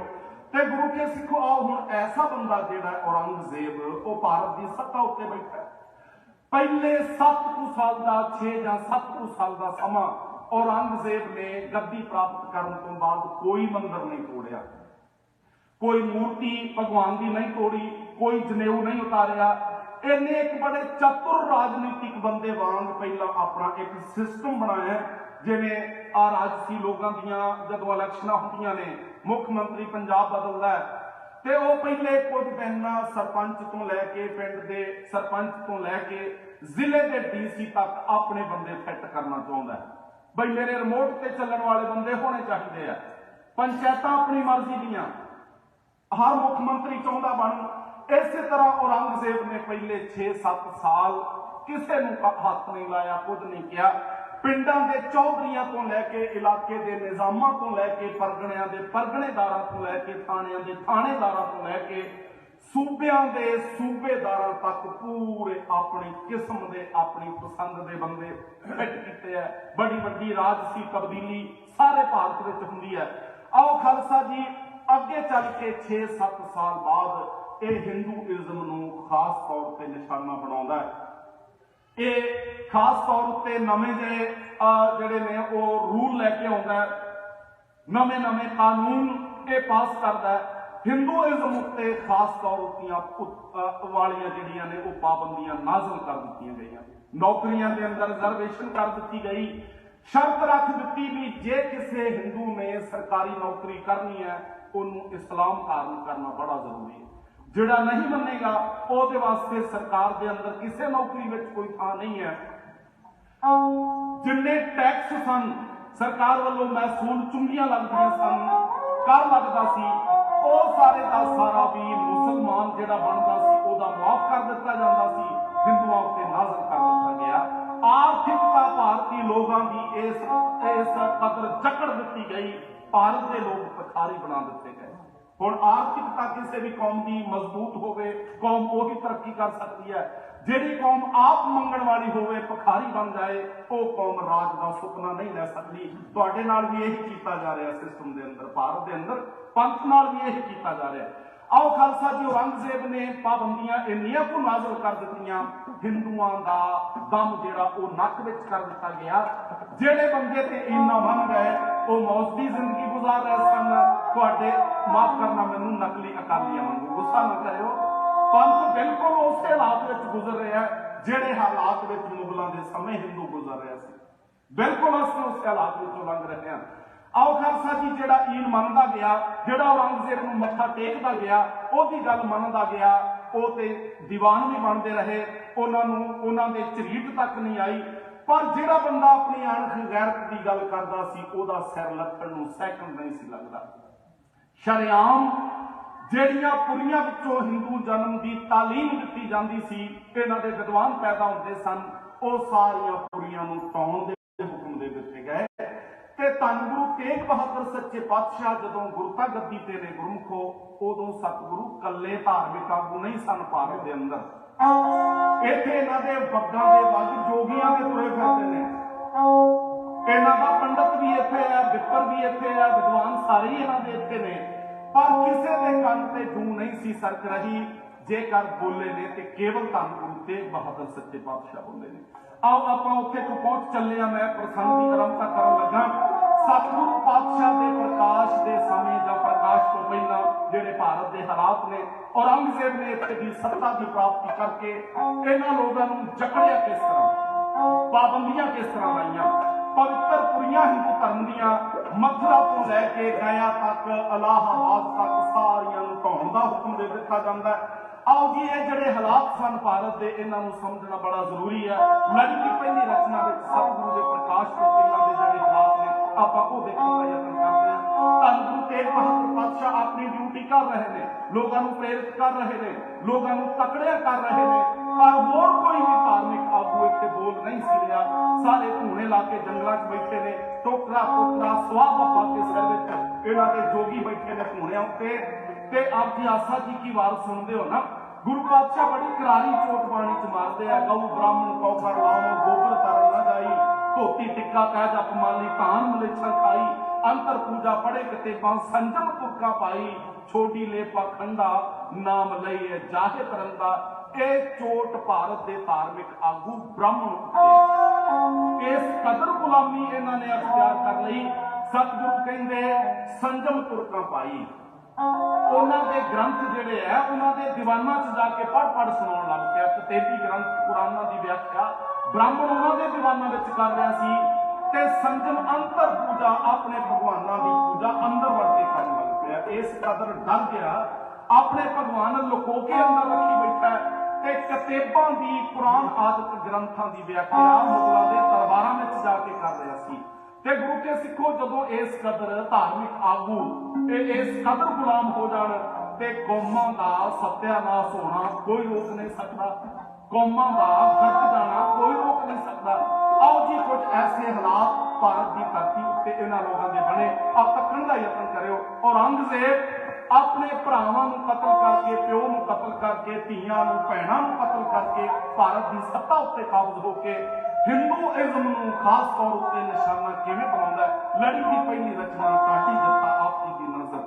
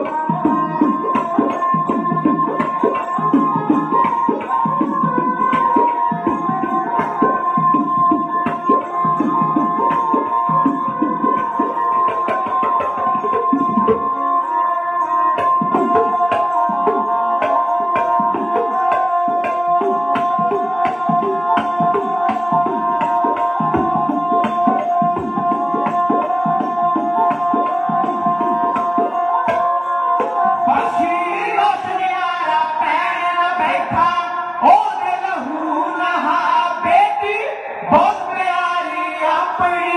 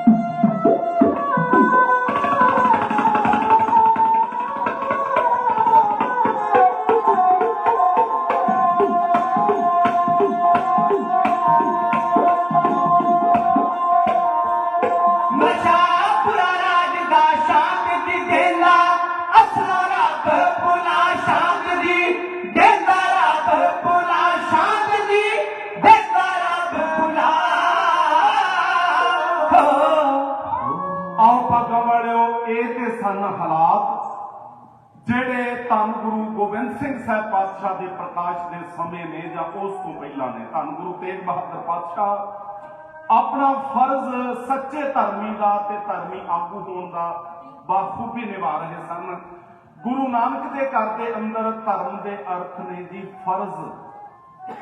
ਜਿਹੜਾ ਬੰਦਾ ਫਰਜ਼ ਤੋਂ ਤੇ ਅੱਖਾਂ ਮੀਟੀ ਬੈਠਾ ਹੈ, ਕੌਮ ਕਿੱਧਰ ਨੂੰ ਜਾ ਰਹੀ ਹੈ, ਕੌਮ ਨੂੰ ਉੱਤੇ ਜ਼ੁਲਮ ਹੋ ਰਿਹਾ ਹੈ, ਕੌਮੀ ਹੱਕਾਂ ਦੀ ਗੱਲ ਕਰਨਾ ਤੇ ਜ਼ਰੂਰੀ ਨਹੀਂ ਸਮਝਦਾ, ਪਰ ਕਿਰਪਾਨ ਬਹੁਤ ਵੱਡੀ ਪਾਈ ਬੈਠਾ ਹੈ, ਉਹ ਗੁਰੂ ਦੀ ਨਜ਼ਰ ਦੇ ਅੰਦਰ ਮਾਫ ਕਰ ਦਿਓ ਧਰਮੀ ਨਹੀਂ ਹੈ। ਕੌਮ ਵਾਸਤੇ ਬੋਲਣ ਵਾਲਾ ਕੱਲੀ ਕੌਮ ਨਹੀਂ, ਮਨੁੱਖਤਾ ਉੱਤੇ ਕਿਤੇ ਵੀ ਜ਼ੁਲਮ ਹੋ ਰਿਹਾ ਹੋਵੇ, ਜਿਹੜਾ ਬੰਦਾ ਜ਼ੁਬਾਨ ਬੰਦ ਰੱਖਦਾ ਹੈ, ਉਹਦਾ ਨਖਰੇ ਬਥੇਰੇ ਕਰਦਾ ਧਰਮੀ ਹੋਣ ਦੇ, ਗੁਰੂ ਨਾਨਕ ਉਹਨੂੰ ਧਰਮੀ ਨਹੀਂ ਮੰਨਦੇ। ਸਤਿਗੁਰੂ ਦਾ ਬੜਾ ਬੁਲੰਦ ਨਾਰਾ ਸੀ, ਬੋਲ ਸੋ ਧਰਮੜੀਆ ਮੋਨ ਕਤ ਤਾਰੀ ਰਾਮ। ਜੇ ਤੂੰ ਧਰਮੀ ਹੈ ਤੇ ਭਾਈ ਬੋਲ। ਜੇ ਤੂੰ ਆਪਣੇ ਆਪ ਨੂੰ ਧਰਮੀ ਜਾਂ ਧਰਮ ਦਾ ਆਗੂ ਕੌਣ ਹੈ? ਮਨੁੱਖਤਾ ਲੁੱਟੀ ਜਾ ਰਹੀ ਹੈ, ਇੱਜ਼ਤਾਂ ਰੁੜ ਰਹੀਆਂ ਨੇ, ਧਰਮ ਦੀ ਤੌਹੀਨ ਹੋ ਰਹੀ ਹੈ, ਤੇ ਤੂੰ ਘੋੜੇ 'ਚ ਬੈਠਾ ਮਾੜਾ ਕਮਾਈ ਜਾਂਦਾ। ਕੀ ਮਤਲਬ ਹੈ ਤੇਰੀ ਮਾੜਾ? ਸਤਿਗੁਰੂ ਗੋਬਿੰਦ ਸਿੰਘ ਸਾਹਿਬ ਪਾਤਸ਼ਾਹ ਜਦੋਂ ਮਾਧੋ ਦਾਸ ਬੈਰਾਗੀ ਕੋਲ ਨਾਂਦੇੜ ਜਾਂਦੇ ਨੇ ਨਾ, ਇਹੀ ਤੇ ਉਹਨੂੰ ਕਹਿੰਦੇ ਆ ਵੇ ਭਾਈ ਐਡਾ ਤੂੰ ਆਸ਼ਰਮ ਆਪਣਾ ਬਣਾਇਆ ਹੈ, ਆਪਣੇ ਧੂਣੇ ਲਾਈ ਜਾਂਦਾ, ਸਿਰ ਤੇ ਸੁਆਹ ਪਾਈ ਜਾਂਦਾ ਬੈਠਾ ਇੱਥੇ, ਤੇ ਭਾਰਤ ਤੇ ਤੇਰਾ ਰੁਲਿਆ ਫਿਰਦਾ, ਤੇਰੀਆਂ ਇਹਨਾਂ ਸਮਾਧੀਆਂ ਦਾ ਕੀ ਮਤਲਬ ਹੈ? जे तू धर्मी है तो बोल, उठ, मर्द बन, मैदान में आ। सतगुरु जी ने यही वचन उत्थे जाके माधो दास नूं कहे सन।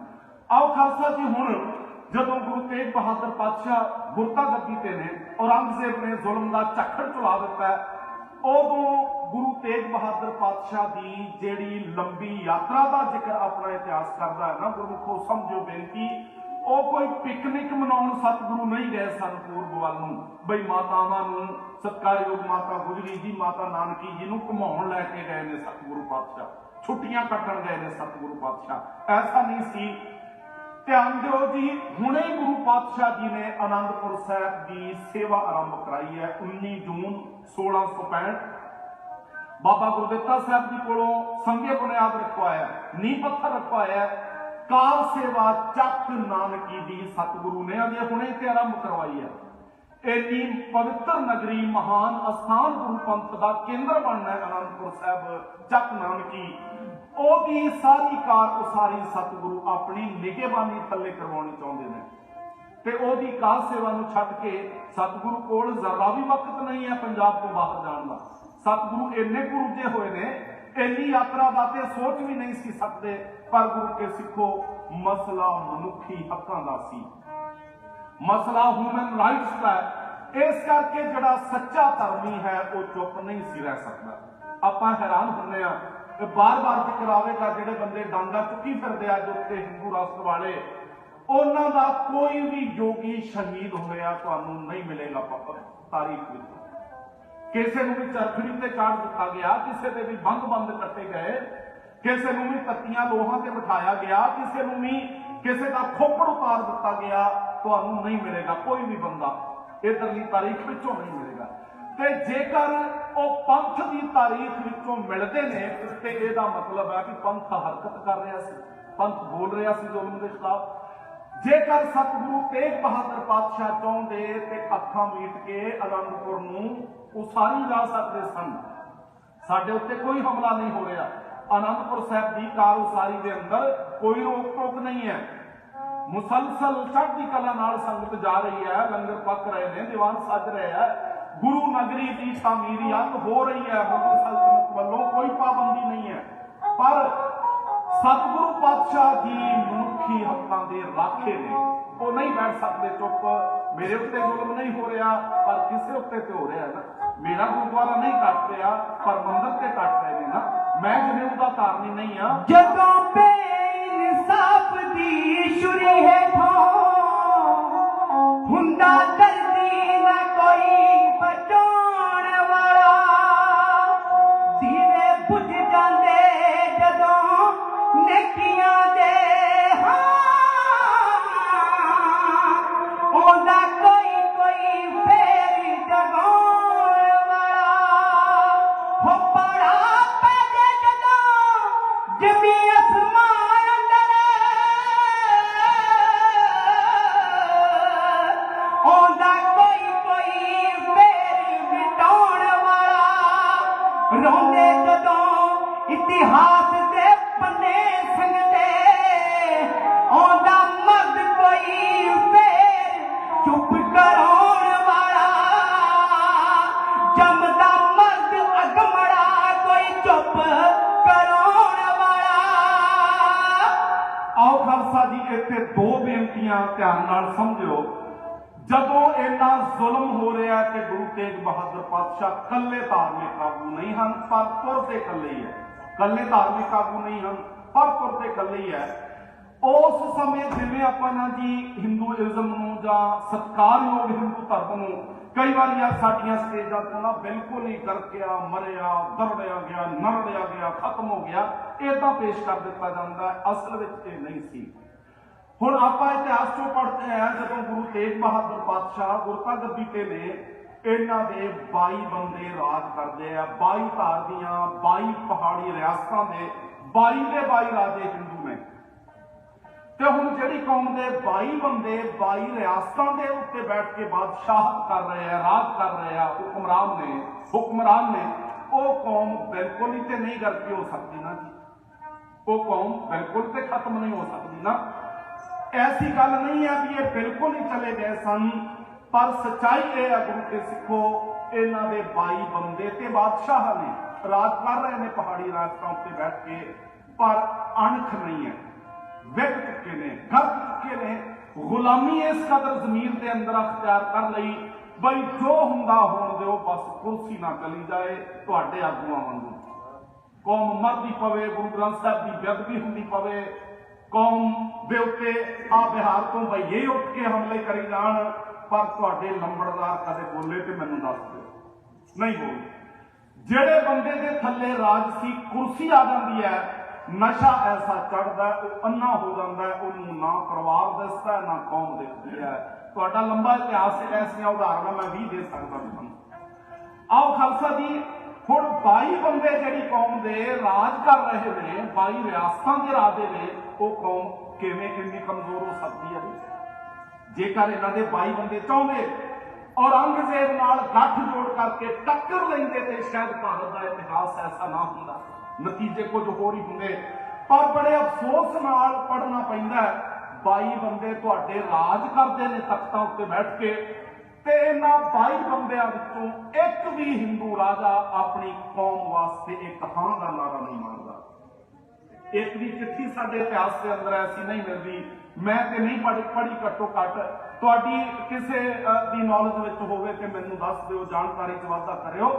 जदों औरंगजेब जुल्म कर रहा ते एक भी हिंदू राजे ने चिट्ठी लिखण की हिम्मत की होवे, जां औरंगजेब के मातहत ही राज कर रहे हैं, जाके औरंगजेब नूं मिल के मीटिंग करके क्या होवे कि बादशाह सलामत, ये साडा धर्म है, ये साडी धरती है, ये साडे मंदिर ने, ये साडे भगवान ने, ये साडे लोग ने, इन्हां उत्ते जुल्म क्यों हो रहा? एक भी राजे की जुबान तो नहीं निकलता। बिल्कुल राजे जग चुके ने ते आम हिंदू बेचारा जुल्म का शिकार हो रहा है, आम हिंदू बेचारा फुट खा रहा है। ते भगवानां दियां जिहड़ियां पवित्र मूर्तियां ने, मैं कोई मर्यादा से नैगेटिव कमेंट नहीं कर रहा, मैं सत्कार करता सारे धर्मां दी मर्यादावां दा, पर सवाल तो यह है कि पवित्र मूर्तियां टुट रही ने कि भाई बोले क्यों नहीं? 22 बंदे तुहाडे तख्तां ते बैठे ने, कित्थे सन, बोले क्यों नहीं? ते गुरु के सिखो, आओ हुण गुरु तेग बहादुर सच्चे पातशाह का ते कोई भी नुकसान नहीं हो रहा, वो तो आराम नाल बैठ के उत्थे आनंदपुर साहिब नूं उसार सकते सन, पर गुरु तेग बहादुर सच्चे पातशाह कोई फर्जी धर्मी नहीं हैं, कोई लिबास के धर्मी नहीं हैं, वो एक जिम्मेवार धर्म के आगू ने, वो नहीं सन बैठ सकते, वो नहीं सन बैठ सकते। इस करके गुरु तेग बहादुर पातशाह नूं ना जदों पूर्व वाल मंदिर टट्टण की हाहाकार मची, हाल पारिया मची, हर रोज ही हजारां बंदियां नूं कतल किया जा रहा है, उन्होंने तबलीग करने वास्ते मतलब कि इस्लाम के दायरे च आउण लई मजबूर किया जा रहा है। उदों बिल्कुल वक्त नहीं है सतगुरु पातशाह कोल, फुरसत बिल्कुल नहीं है। सतगुरु पातशाह फिर भी तुरदे है, निकलते हैं, पूर्व वाल की यात्रा से निकलते हैं। दोवें सत्कारयोग मातावां नाल ने, माता गुजरी जी ते गुरु तेग बहादुर पातशाह के माता जी माता नानकी जी। माता गुजरी जी के दो भाई साहब, भाई मेहर चंद ते भाई कृपाल चंद, मामा कृपाल चंद जिन्होंने आपां अदब नाल कहने, वो नाल ने। भाई दयाला जी नाल ने, वो गुरु के सिख जिहड़े अगे जाके धन गुरु तेग बहादुर पातशाह तो पहला शहीद होंदे आ, दिल्ली का चांदनी चौक। ये ऐसे महापुरखों का एक काफिला गुरु तेग बहादुर पातशाह लैके तुरदे आ। लंबी यात्रा सतगुरु पातशाह जी पूर्व वाल आरंभ करते हैं, जिथे जिथे जुल्म हो रहा सी, पवित्र मंदिर टुट रहे ने, मूर्तियां ढाईयां जा रही ने, उथे उथे जाके सतगुरु पातशाह इन्हों हौसला देंगे, इन्हों तकड़िया करते हैं, प्रेरते हैं कि भाई डोलियो ना वक्त आएगा जदों आपां मुगल सल्तनत नूं भारत विचों खदेड़ के रख देंगे। गुरु पातशाह इन्हां विच अणख गैरत भरदे हुए इलाहाबाद पहुंच गया। आओ जी, इलाहाबाद हिंदूइज्म की वो पवित्र पुरी है, जिथे एक ना बड़े सारे बोर्ड के रुख का जिक्र इतिहास करता है। ब्राह्मण ने ना, माफ करो मैनू, अपना प्रशादा चलाउण लई बड़ी वड्डी कल्पना भारत वाले लोगों को दे दी हुई है। इत्थे एक वड्डा रुख है जिहदे उत्तों छाल मार के मरन का, जिहड़ा भी बंदा मरदा है ना, बिपर ने लालच दिता सी वो स्वर्ग नूं जांदा है। हर साल हजारां मूर्ख भारती इत्थे जाके इलाहाबाद उस वड्डे रुख तो छाल मार के मर जाते सन स्वर्ग के लालच के अंदर। ते जिहड़ा वड्डा रुख है जी, ये बादशाह जहांगीर ने बढ़ा दिता सी। ये काम उन्हें चंगा किया, माड़ा नहीं, उन्हें बढ़ा दिता सी। ते विपर दा जिहड़ा इन्ना वड्डा गप सी भी छाल मार के मरो, बोर्ड के रुख तो वड्डे तो तुहानूं स्वर्ग मिलेगा, ਇਹਦੇ ਤੋਂ निजात दवा दी बादशाह जहांगीर ने। यह इलाहाबाद पुरी के अंदर यह वड्डा रुख सी। आओ खालसा जी सतगुरु पातशाह इत्थे जांदे, कुछ समा इत्थे रुकदे आ। आओ अगली यात्रा करते हुए सतगुरु पातशाह जिहड़ा अज दा मुकाम है साडा बड़ा महान इतिहास का, पटना साहिब की मुबारक करती। कई नदियां दरियावां नूं लंघदे हुए, जंगलों में मिधते हुए सतगुरु पातशाह लोगों को गल नाल लाउंदे, हिक नाल लाउंदे, तरवास दिंदे, अणख गैरत का पैगाम लोगों में पढ़ते। सतगुरु पातशाह आखिर पटना साहिब की मुबारकबाद गाह अंदर जाते हैं। ये उही पटना है जिथे कदे धन गुरु नानक पातशाह भी उदासियां समय गए ते सालस राय जौहरी की साखी आपां पढ़ते हैं, जिहड़ा हीरियां दा भैणों बड़ा तकड़ा व्यापारी है। गुरु पातशाह के कोल जांदा ते सतगुरु पातशाह ना मिठी जी टांच इनू मारदे आ कि भाई सालस राय जी, इन्हां पत्थरां दी कि तुहानूं बड़ी कीमत पता है, बड़ी पहचान है, आ हीरा इस कीमत है, आ हीरा इस कीमत है, पर जिहड़े हीरे स्वास रूपी हीरे तुहानूं रब ने दिते ने, परमात्मा ने दिते ने, कदे उन्हां दी कीमत भी पाओगे। सालस राय जोहरी दे दिल उत्ते ऐसी चोट लगी, ये गुरु दा सिख बन गए, ये सिमरन करन लग पिया। ते उसे भाई सालस राय जोहरी दियां अगलियां पीढ़ियां नूं पता लगा साडे नगर विच गुरु तेग बहादुर पातशाह परिवार समेत पधारे है। भाई सालस राय जोहरी दियां अगलियां पीढ़ियां ने गुरु तेग बहादुर पातशाह के काफले का जी जान नाल सत्कार किया, स्वागत किया।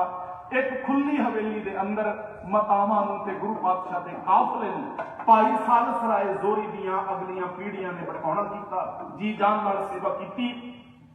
आओ खालसा जी इथों चल के ना गुरु पातशाह जून 1665 के अंदर आनंदपुर साहब की कारोसारी की सेवा आरंभ करते हैं। ते थोड़े समय के बाद सतगुरु नूं पंजाब छड्डना पिया, लोकां नूं बचाउण लई, प्रवास देण लई लंबी यात्रा ते जाना पिया। ते प्रिंसीपल सतबीर सिंह कहंदे अक्तूबर 1666 नूं सतगुरु तेग बहादुर पातशाह ढाके पहुंच गए सन, असम जिहड़ा अज दा बिहार है, जिहड़ा अज दा पटना साहिब है। ये गुरमुखो उदों बिहार रियासत अलग नहीं सी, ये बाद विच जाके बिहार सूबा आजाद होया बनया। उदों ये सारा इलाका जिहड़ा जी बंगाल रियासत का हिस्सा है। सतगुरु बंगाल अते असम की यात्रा वालों अगे निकले ने। आओ जी इत्थे गुरु पातशाह पहुंचते ने पटना साहिब, कुछ समा अपने परिवार के नाल इत्थे ठहरते हैं। ਉਹਦੇ ਤੋਂ ਬਾਅਦ आप सतगुरु कुछ सिखां नूं नाल लैके अगली यात्रा असम वाल निकल जाते हैं। ते परिवार जिहड़ा जी वो पटना साहिब ही इसे हवेली अंदर ही है। आओ कुछ समा होर बीतदा है। 22 दसंबर 1666 वो मुबारक दिन आउंदा है। कुछ इतिहासकार दिन बुधवार की सवेर लिखते हैं, पर बहुते साडे इतिहासकारों की मुतफिकता है, सहमति है कि दिन ऐतवार का अमृत वेला सी, जदों सत्कारयोग माता गुजरी जी की मुबारक कुख नूं भाग लगते हैं। बाला प्रीतम जी का प्रकाश, धन गुरु गोबिंद सिंह साहब पातशाह का प्रकाश इस पटने की एक खुली हवेली के अंदर होता है। प्याओ भैनों, जदों माता गुजरी जी मुबारक कुख नूं भाग लगते हैं ना, बाला प्रीतम का प्रकाश होता है, उदों धन गुरु तेग बहादुर पातशाह ते माता गुजरी जी के आनंद कारज होया नूं 30-32 साल का समा बीत चुका है। इन्ने लंबे समय बाद जदों ये प्यारियां दातां धीआं पुत्तां दीआं मिलदियां ने, आपां समझ सकते हैं सारे परिवारों वाले बैठे हैं कीमत कैसी है, खुशी कैसी हुंदी है जदों देर बाद कोई कीमती चीज मिलती है। ते गुरु के सिखो जिहड़ा प्रशादा है ना, रोटी आपां छकदे आ, खांदे आ, इहदी कीमत चंगा माड़ा होण ते मुनसब नहीं है। बई ये किसी गरीब की कुल्ली च पक्का है जां किसी अमीर के महल्लां च पक्का है जां 5 स्टार होटल च पक्का है। प्रशादे की कीमत अमीर जां गरीब के महलों में पकड़ नाल तो नहीं देखी जाती। प्रशादे की वैल्यू बंदे की भुख से डिपेंड करती है। भुख बंदे नूं ना होवे जी, अजे चंगी तरह भुख नहीं लगी, मां मेरी भैन मेरी कोई जिन्ना मर्जी रीझ नाल प्रशादा बना के बंदे दे अगे रखे ते बंदा कोई ना कोई नुक्स कढ़ दिंदा, क्योंकि अगे लोड़ नहीं ना, वाधू रख दिता लोड़ अगे च लून घट है, रोटी कच्ची है, आलू मोटे बताऊं बरीक है, बंदा कई नुक्स कढ़ दिंदा। ते उसे बंदे दा जरा ना चंगी तरह कालजा टिकाणे लगा होवे, भुख नाल काम कुम करके चंगी तरह भुखा आया होवे बाहरों, ਤੇ ਮੇਰੀ ਮਾਂ ਜਾਂ ਮੇਰੀ ਕੋਈ ਭੈਣ ਥੋੜੇ ਸਮੇਂ ਵਿੱਚ ਵੀ ਦਾਲ ਮੂੰਗੀ ਮਸਰੀ ਬਣਾ ਕੇ ਪਾਣੀ ਕਿਤੇ ਤੁਰਿਆ ਫਿਰਦਾ ਹੋਵੇ, ਦਾਲ ਕਿਤੇ ਤੁਰੀ ਫਿਰਦੀ ਹੋਵੇ, ਇਹੋ ਜੀ ਦਾਲ ਵੀ ਭੈਣ ਬਣਾ ਕੇ ਬੰਦੇ ਦੇ ਮੂਹਰੇ ਰੱਖ ਦੇਵੇ ਤੇ ਬੰਦਾ ਚਟਕਾਰੇ ਮਾਰ ਛੱਕਦਾ, ਕਿਉਂਕਿ ਲੋੜ ਹੈ ਨਾ, ਭੁੱਖ ਹੈ, ਸਮਾਂ ਹੀ ਨਹੀਂ ਹੈ ਵੀ ਮੁਕਤ ਕੱਢਣ ਦਾ, ਕਿਉਂਕਿ ਲੋੜ ਹੈ। ਆਓ ਖਾਲਸਾ ਜੀ, ਹੁਣ ਇੱਥੇ ਨਾ ਭੁੱਖ ਬਹੁਤ ਲੱਗਦੀ ਸੀ, 32 ਸਾਲਾਂ ਦੀ ਭੁੱਖ ਹੈ, ਤੇ ਆਪਾਂ ਅੰਦਾਜ਼ਾ ਲਾ ਸਕਦੇ ਹਾਂ ਵੀ ਜਦੋਂ ਦਾਤ ਐਸੀ ਪਵਿੱਤਰ ਮਿਲੀ ਹੈ ਤੇ ਕੀਮਤ ਕੈਸੀ ਹੋਵੇਗੀ, ਖੁਸ਼ੀ ਕੈਸੀ ਹੋਵੇਗੀ ਪਟਨੇ ਦੀ ਧਰਤੀ ਉੱਤੇ। ਆਓ ਜੀ, ਗੁਰੂ ਕੀਆਂ ਸੰਗਤਾਂ ਨੂੰ ਜਦੋਂ ਖਬਰ ਮਿਲਦੀ ਹੈ ਨਾ ਬਈ ਮਾਤਾ ਗੁਜਰੀ ਜੀ ਦੀ ਮੁਬਾਰਕ ਕੁੱਖੋਂ ਬਾਲਾ ਪ੍ਰੀਤਮ ਦਾ ਪ੍ਰਕਾਸ਼ ਹੋਇਆ, ਤੁਹਾਡੇ ਵਰਗੀਆਂ ਸ਼ਰਧਾਵਾਨ ਸੰਗਤਾਂ ਗੁਰੂ ਪਾਤਸ਼ਾਹ ਨੂੰ ਜਾ ਕੇ ਮੁਬਾਰਕਾਂ ਦਿੰਦੀਆਂ ਨੇ, ਮਾਤਾਵਾਂ ਨੂੰ ਜਾ ਕੇ ਮੁਬਾਰਕਾਂ ਦਿੰਦੀਆਂ ਨੇ, ਦਾਦੀ ਮਾਤਾ ਨਾਨਕੀ ਜੀ ਨੂੰ ਪੋਤੇ ਦੀਆਂ ਵਧਾਈਆਂ, ਮਾਮਾ ਕਿਰਪਾਲ ਚੰਦ ਜੀ ਨੂੰ ਵਧਾਈਆਂ। ਸਤਿਗੁਰੂ ਪਾਤਸ਼ਾਹ ਦੇ ਪ੍ਰਕਾਸ਼ ਤੇ ਪਟਨੇ ਦੀ ਧਰਤੀ ਤੇ ਜਿਹੜਾ ਖੁਸ਼ੀ ਦਾ ਆਲਮ ਬਣਿਆ, ਜਿਹੜੀਆਂ ਸੰਗਤਾਂ ਨੇ ਖੁਸ਼ੀਆਂ ਮਨਾਈਆਂ, ਵਧਾਈਆਂ ਗੁਰੂ ਪਰਿਵਾਰ ਨੂੰ ਮਿਲੀਆਂ, ਉਹ ਸਾਰਾ ਵਰਣਨ ਢਾਡੀ ਕਥਾ ਗੁਰੂ ਪਾਤਸ਼ਾਹ ਦੇ ਪਾਵਨ ਪ੍ਰਕਾਸ਼ ਦੀ ਖੁਸ਼ੀ ਆਪ ਸਰਬੱਤ ਸੰਗਤਾਂ ਨਾਲ ਸਾਂਝੀ ਇਸ ਤਰ੍ਹਾਂ ਕਰੋ।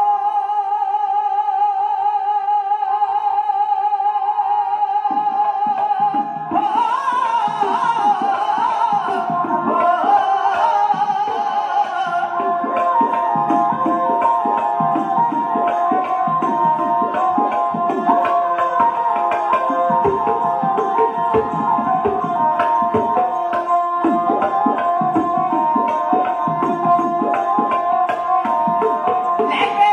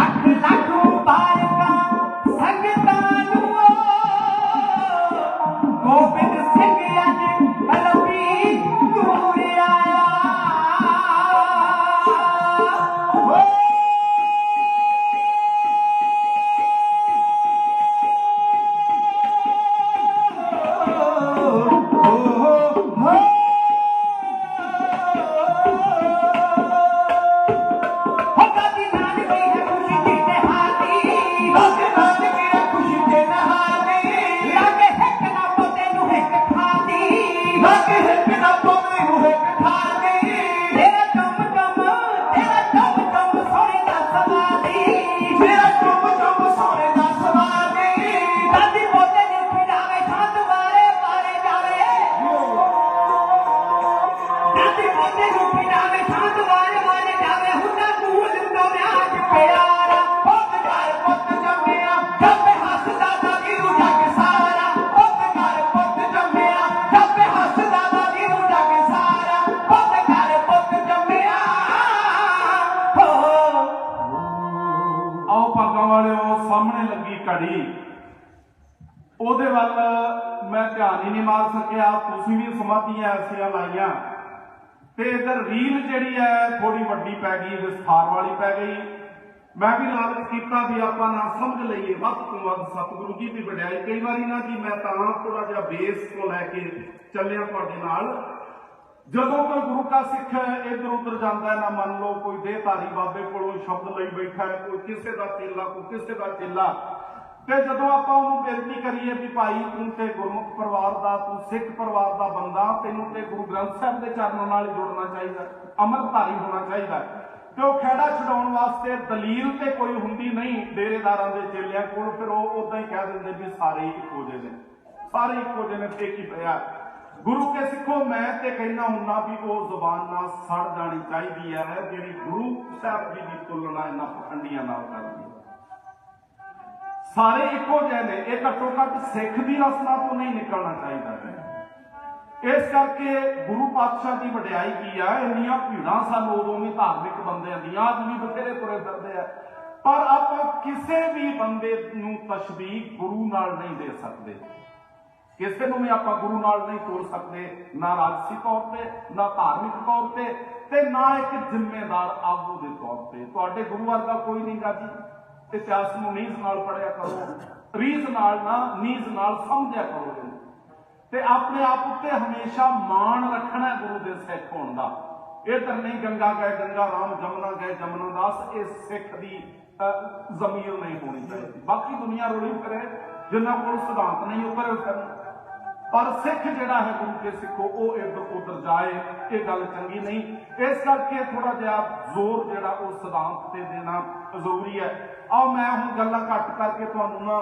ਕਵਿਤਾਵਾਂ ਇੱਕ ਜਾਂ ਦੋ ਛੇਤੀ ਸੁਣਾ ਦਿੰਦਾ ਆਓ ਗੁਰੂ ਕੇ ਸਿੱਖੋ ਸਤਿਗੁਰੂ ਪਾਤਸ਼ਾਹ ਦਾ ਪ੍ਰਕਾਸ਼ ਪਟਨਾ ਸਾਹਿਬ ਦੀ ਪਾਵਨ ਧਰਤੀ ਤੇ ਹੋਇਆ ਤੇ ਜਿਹੜੇ ਤੁਹਾਡੇ ਦਰਸ਼ਨ ਕਰ ਰਹੇ ਆ ਵੀ ਇਹ ਵੀ ਨਾ ਬੜਾ ਜ਼ੋਰ ਲੱਗਾ ਸਤਿਕਾਰਯੋਗ ਕਮੇਟੀ ਦਾ ਤਾਂ ਤੁਹਾਡੇ ਦਰਸ਼ਨ ਹੋਏ ਨੇ ਅੰਕਲ ਜੀ ਬੈਠੇ ਸਰਦਾਰ ਬਲਵਿੰਦਰ ਸੋਹਣੀ ਅਸੀਂ 28 ਤਰੀਕ ਨੂੰ ਸਰੀ ਆ ਗਏ ਸੀ ਤੇ ਉਸ ਤੋਂ ਪਹਿਲਾਂ ਵੀ ਕਿਉਂਕਿ ਪਿਆਰ ਇਹਨਾਂ ਨਾਲ ਬਹੁਤ ਹੈ ਬੱਚਿਆਂ ਵਰਗੀ ਮੁਹੱਬਤ ਸਾਨੂੰ ਤੁਹਾਡੇ ਸਾਰਿਆਂ ਵੱਲੋਂ ਮਿਲਦੀ ਹੈ ਮਾਤਾ ਜੀ ਸਾਡੇ ਬੈਠੇ ਆ ਅਸੀਂ ਪੰਜਾਬ ਜਦੋਂ ਵੀਜ਼ੇ ਲੱਗੇ ਤੇ ਉਦੋਂ ਵੀ ਇਹਨਾਂ ਦਾ ਹੁਕਮ ਸੀ ਵੀ ਦਰਸ਼ਨ ਇਸ ਗੁਰੂ ਘਰ ਜ਼ਰੂਰ ਕਰਨੇ ਪਰ ਸਰੀ ਵਾਲੀ ਕਮੇਟੀ ਦੀਆਂ ਆਪਣੀਆਂ ਕਹਿ ਲਓ ਵੀ ਸੀਮਾਵਾਂ ਨੇ ਉਹਨਾਂ ਨੇ ਪ੍ਰੋਗਰਾਮ ਅੱਗੇ ਆਪਣੇ ਤਰੀਕੇ ਨਾਲ ਸੈੱਟ ਕੀਤੇ ਸਨ ਅਸੀਂ ਕੈਲਗਰੀ ਜਾਣਾ ਸੀ ਕੈਲਗਰੀ ਦੀ ਉਹਨਾਂ ਨੇ ਸੈਟਿੰਗ ਕੀਤੀ ਤੇ ਅੰਕਲ ਜੀ ਹੋਰਾਂ ਨੇ ਪੂਰਾ ਜ਼ੋਰ ਲਾ ਕੇ ਜਿਹੜਾ ਜੀ ਇਹ ਦੀਵਾਨ ਤੁਹਾਡੇ ਦਰਸ਼ਨ ਹੋਏ ਮੈਂ ਵੀ ਚਾਹੁੰਦਾ ਸਾਂ ਕਿ ਜ਼ਰੂਰ ਦਰਸ਼ਨ ਕਰੀਏ ਕਿਉਂਕਿ 16 ਵਿੱਚ ਵੀ ਅੰਕਲ ਜੀ ਹੋਰੀ ਸਾਨੂੰ ਘਰ ਰੱਖਿਆ ਬੜੇ ਅਦਬ ਦੇ ਨਾਲ ਤਕਰੀਬਨ 2 ਹਫ਼ਤੇ 10 ਦਿਨ ਤੇ ਕਲੋਨਾ ਵਾਲੇ ਗੁਰੂ ਘਰ ਅਸੀਂ ਇਹਨਾਂ ਦੇ ਘਰੋਂ ਰਹਿ ਕੇ ਪ੍ਰੋਗਰਾਮ ਲਾਏ ਸਨ ਇਸ ਕਰਕੇ ਮੁਹੱਬਤ ਬਹੁਤ ਹੈ ਸਤਿਕਾਰ ਬਹੁਤ ਮਿਲਦਾ ਹੈ ਤੁਹਾਡੇ ਸਾਰਿਆਂ ਵੱਲੋਂ ਤੇ ਅੰਕਲ ਜੀ ਹੋਰਾਂ ਵੱਲੋਂ ਤੇ ਗੁਰੂ ਕੇ ਸਿੱਖੋ ਤੁਹਾਡੇ ਜਿਹੜੇ ਦਰਸ਼ਨ ਹੋਏ ਨੇ ਮੈਂ ਵੀ ਬਹੁਤ ਵਡਭਾਗਾ ਆਪਣੇ ਆਪ ਨੂੰ ਸਮਝਦਾ ਸਤਿਗੁਰੂ ਪਾਤਸ਼ਾਹ ਦਾ ਪ੍ਰਕਾਸ਼ ਹੁੰਦਾ ਜੀ ਪਟਨਾ ਸਾਹਿਬ ਦੀ ਮੁਬਾਰਕ ਧਰਤੀ ਤੇ ਇਸ ਵੇਲੇ ਗੁਰੂ ਤੇਗ ਬਹਾਦਰ ਪਾਤਸ਼ਾਹ ਬੈਠੇ ਨੇ ਢਾਕੇ ਆਸਾਮ ਦਾ ਸ਼ਹਿਰ ਹੈ ਢਾਕਾ ਇਹ ਉਹ ਪਵਿੱਤਰ ਸ਼ਹਿਰ ਹੈ ਜੀ ਮੁਬਾਰਕ ਸ਼ਹਿਰ ਹੈ ਸਾਡੇ ਇਤਿਹਾਸ ਦਾ ਜਿਹਨੂੰ ਗੁਰੂ ਤੇਗ ਬਹਾਦਰ ਪਾਤਸ਼ਾਹ ਨੇ ਢਾਕਾ ਗੁਰਸਿੱਖੀ ਦਾ ਕੋਠਾ ਕਹਿ ਕੇ ਸਤਿਕਾਰਿਆ ਢਾਕਾ ਗੁਰੂ ਕੀ ਸਿੱਖੀ ਦਾ ਮਕਾਨ ਹੈ ਘਰ ਉੱਥੇ ਗੁਰੂ ਪਾਤਸ਼ਾਹ ਬੈਠੇ ਨੇ ਤੇ ਹੁਣ ਪਿੱਛੇ ਪ੍ਰਕਾਸ਼ ਬਾਲਾ ਪ੍ਰੀਤਮ ਜੀ ਦਾ ਪਟਨਾ ਸਾਹਿਬ ਹੋਇਆ ਇੱਥੋਂ ਇੱਕ ਚਿੱਠੀ ਮਾਤਾ ਨਾਨਕੀ ਜੀ ਢਾਕੇ ਨੂੰ ਲਿਖਾਉਂਦੇ ਆ ਉਹਨਾਂ ਨੂੰ ਪਤਾ ਹੈ ਸਤਿਗੁਰੂ ਇਸ ਵੇਲੇ ਢਾਕੇ ਬੈਠੇ ਨੇ ਜਿੱਥੇ ਜਿੱਥੇ ਵੀ ਸਤਿਗੁਰੂ ਜਾ ਰਹੇ ਸਨ ਨਾਲ ਖਬਰ ਪਟਨਾ ਸਾਹਿਬ ਪਹੁੰਚਾਉਂਦੇ ਜਾ ਰਹੇ ਸਨ ਮਾਤਾਵਾਂ ਨੂੰ ਪਤਾ ਇਸ ਵੇਲੇ ਗੁਰੂ ਤੇਗ ਬਹਾਦਰ ਪਾਤਸ਼ਾਹ ਢਾਕਾ ਬੈਠੇ ਨੇ ਇੱਕ ਚਿੱਠੀ ਮਾਤਾ ਨਾਨਕੀ ਜੀ ਬੜੀ ਪਿਆਰ ਨਾਲ ਖੁਸ਼ੀ ਨਾਲ ਲਿਖਾਉਂਦੇ ਆ ਇਹ ਚਿੱਠੀ ਭਾਈ ਮੇਰ ਚੰਦ ਜੀ 1-2 ਹੋਰ ਸਿੱਖਾਂ ਨੂੰ ਨਾਲ ਲੈ ਕੇ ਪਟਨੇ ਤੋਂ ਢਾਕੇ ਲੈ ਕੇ ਜਾਂਦੇ ਆ इस चिट्ठी के अंदर माता जी ने जिथे गुरु पिता जी नूं, गुरु तेग बहादुर पातशाह नूं, अपने पुत्र गुरु तेग बहादुर पातशाह नूं साहिबजादे दे प्रकाश दीआं वधाइयां दित्तियां सन, उत्थे पटने की संगत की बड़ी वड्डी सिफत की। इत्थे जिहड़े माता जी की चिट्ठी है इहदे विच भैणों 3 बीबियां का खास तौर पर जिक्र मिलता है। ये बीबियां ने बीबी पेड़ी बाई, बीबी बूपी ते बीबी लाडो। इन्हां विचों बीबी पेड़ी बाई गुरु पातशाह जी की दाई है। जो गुरु पातशाह का प्रकाश होया इस गरीब माता ने दाई की सेवा निभाई सी। ते ये तिन्ने बीबियां जिहड़ियां गुरु घर दीआं वड्डियां सेवादारनियां होईयां ने। माता गुजरी जी के नाल साहिबजादे दी सांभ संभाल, नलाउणा धुलाउणा, लीड़ा कपड़ा पाउणा धोना, ये सारियां बीबियां बड़ी चाह नाल करदियां सन। इन्हां दा जिक्र खास तौर पर माता जी ने इस चिट्ठी च लिखिआ। आओ खालसा जी इस चिट्ठी के अंदर खुशियां की सांझ सत्कारयोग माता नानकी जी ने गुरु तेग बहादुर पातशाह तक किवें पाई, ध्यान नाल सुन लिओ चिट्ठी। मैं गल्लां बहुतियां नहीं करनियां। माता जी ने किहड़ियां गल्लां इस चिट्ठी के अंदर लिखियां। माता जी की लिखी वो मुबारक चिट्ठी ढाडी जथा पढ़ के आप संतां नूं इन्हां सुणाओ।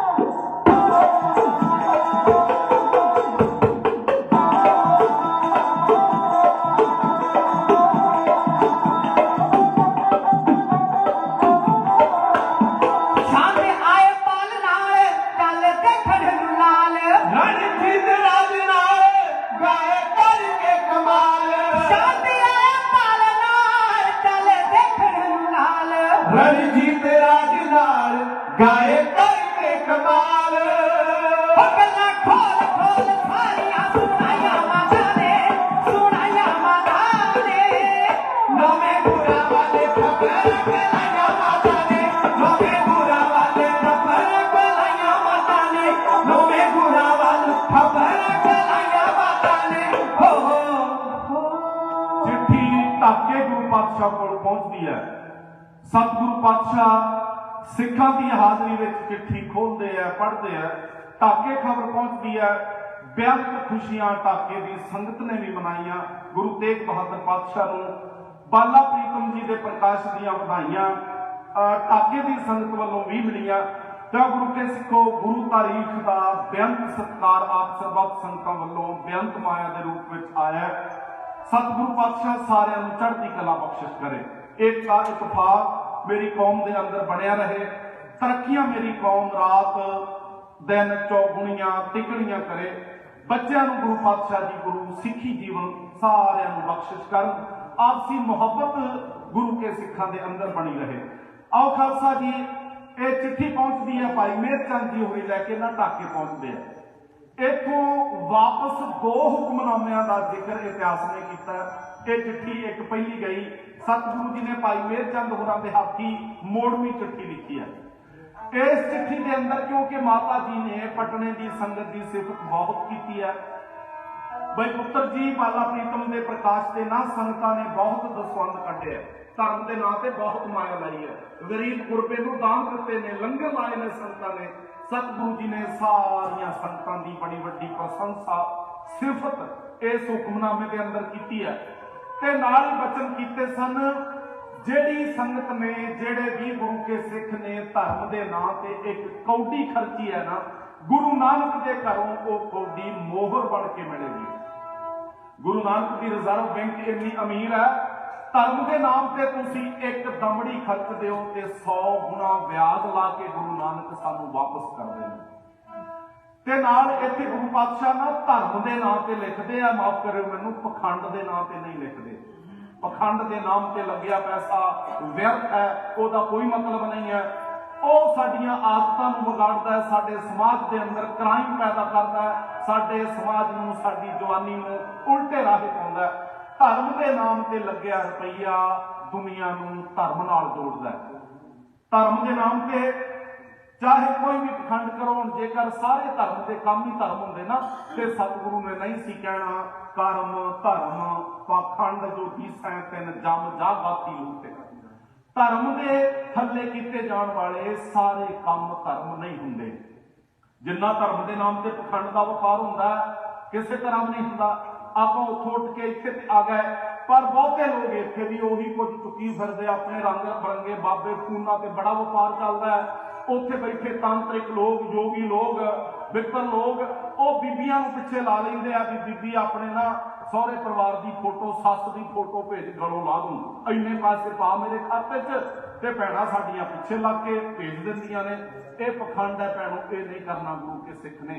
कबरों के मेलियां ते होर्डिंग बोर्डां ते फोटो लवाउण लई एनआरआई परिवार ने इन्ने लाख रुपये भेजते जी कबर के मेले से। पखंड है, नहीं करना सिख ने।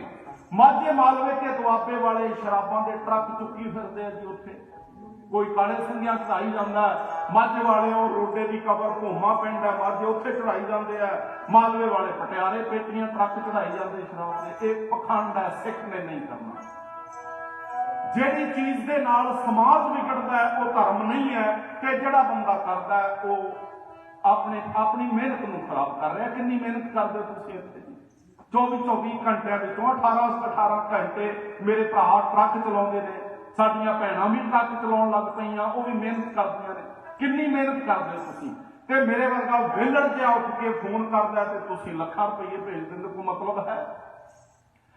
सिख ने कमाई करके संभालनी है। धर्म के नाम से जिन्नी लगदी ला दो, पखंड के नाम से एक भी रुपया गुरु के सिखों ना भेजा करो। तुहाडे कल्चर दीयां बेड़ियां झपट्टे पै रहे ने। उत्थे असीं पंजाब नूं धर्मशाला बनाउणा सी, कब्रस्तान बना दिता। हर वक्त ते एक एक बाबा तुहाडे शहीद साडे शहीद झंडे गड्डी बैठे आपो अपनियां मोटरां ते। पखंड है, सिख ने नहीं करना। हर धर्म के नाम थले किया जाने वाला हर काम धर्म नहीं हुंदा, ਉਹੀ ਧਰਮ ਦਾ ਕੰਮ ਹੈ ਜਿਹੜਾ ਗੁਰਬਾਣੀ ਦੀ ਕਸਵੱਟੀ ਤੇ ਪੂਰਾ ਉਤਰਦਾ ਹੈ। ਦੂਜਾ ਕੁਝ ਵੀ ਧਰਮ ਨਹੀਂ ਹੈ, ਸਿੱਖ ਨੇ ਨਹੀਂ ਕਰਨਾ। ਸਤਿਗੁਰੂ ਜੀ ਨੇ ਇੱਥੇ ਧਰਮ ਦੇ ਨਾਮ ਤੇ ਖਰਚੇ ਪੈਸੇ ਦੀ ਗੱਲ ਕੀਤੀ ਹੈ ਹੁਕਮਨਾਮੇ ਦੇ ਅੰਦਰ, ਪਖੰਡ ਦੇ ਨਾਮ ਤੇ ਖਰਚੇ ਪੈਸੇ ਦੀ ਗੱਲ ਨਹੀਂ ਕੀਤੀ। ਸਤਿਗੁਰੂ ਜੀ ਨੇ ਸੰਗਤਾਂ ਨੂੰ ਇੱਥੇ ਐਪਰੀਸ਼ੀਏਟ ਕੀਤਾ ਹੈ। ਪਟਨੇ ਦੀਆਂ ਸੰਗਤਾਂ ਦੀ ਤਿੰਨਾਂ ਬੀਬੀਆਂ ਦੀ ਬੜੀ ਸਿਫਤ ਗੁਰੂ ਪਾਤਸ਼ਾਹ ਨੇ ਕੀਤੀ। ਸਭ ਤੋਂ ਵੱਡਾ ਕੰਮ ਇਹ ਕੀਤਾ ਵੀ ਬਾਲਾ ਪ੍ਰੀਤਮ ਜੀ ਦਾ ਨਾਮ ਕੀ ਹੋਵੇ। पटने इसे हुक्मनामे के अंदर ही लेके भेजा माता जी बाला प्रीतम जी का नाम गोबिंद दास, वैसे हुक्मनामे के अनुसार गोबिंद दास लिखा मिलता है, पर इतिहास के अंदर प्रचलित नाम बाला प्रीतम जी का गोबिंद राय आप कहने। अमृत खंडे की पौध तो पहला नाम गुरु गोबिंद सिंह साहब जी का गोबिंद राय। आओ ये पावन हुक्मनामा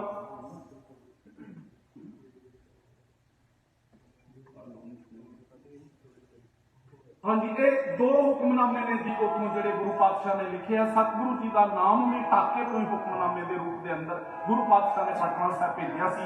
आओ इत्थे कविता सी पर उन्होंने आप छड़ दिंदे हां, समय की नजाकत नूं देखदे हां। ते आप जी का हुक्म होया ढाडी राग जोड़े की कली सुनन दा। ढाडी राग बड़ा अपना अमीर राग है जी, साडा बड़ा अमीर विरसा है ढाडी कला का। आओ जोड़े की कली जिहड़ी है मनुख नूं संदेश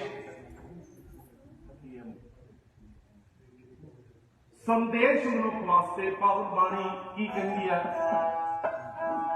सिमरन करना है, परमात्मा की इबादत करनी है। सब तो अहम गल कि किसी नाल भी हेट नहीं करनी, नफरत नहीं करनी।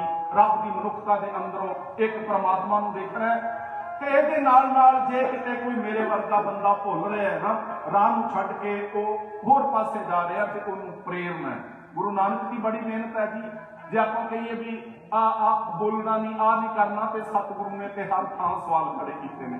मथुरा जाते हैं कहते आरती किवें हो सकती है, हरिद्वार जाते हैं कहते सूरज नूं पानी किवें दिता जा सकता है, मक्के जाते हैं कहते एको पासे रब किवें हो सकता है। पैर पैर से गुरु पातशाह सवाल खड़े करते हैं, तर्क खड़ा करते गुरु पातशाह। ये सारे गुरु पातशाह के सवाल हिंदू मुस्लिम सिख ईसाई नूं सीधे राह उत्ते पाउण वास्ते सन, किसी नाल नफरत करने वास्ते नहीं हैं। और गुरबाणी का आखिरी उपदेश साडे वास्ते की है, जिहड़ा सबक है, लैसन है साडे वास्ते की है। आओ अज दी आखिरी रचना कली नूं जोड़े की कली के रूप के अंदर काटी जथा आप जी दी नज़र इस तरह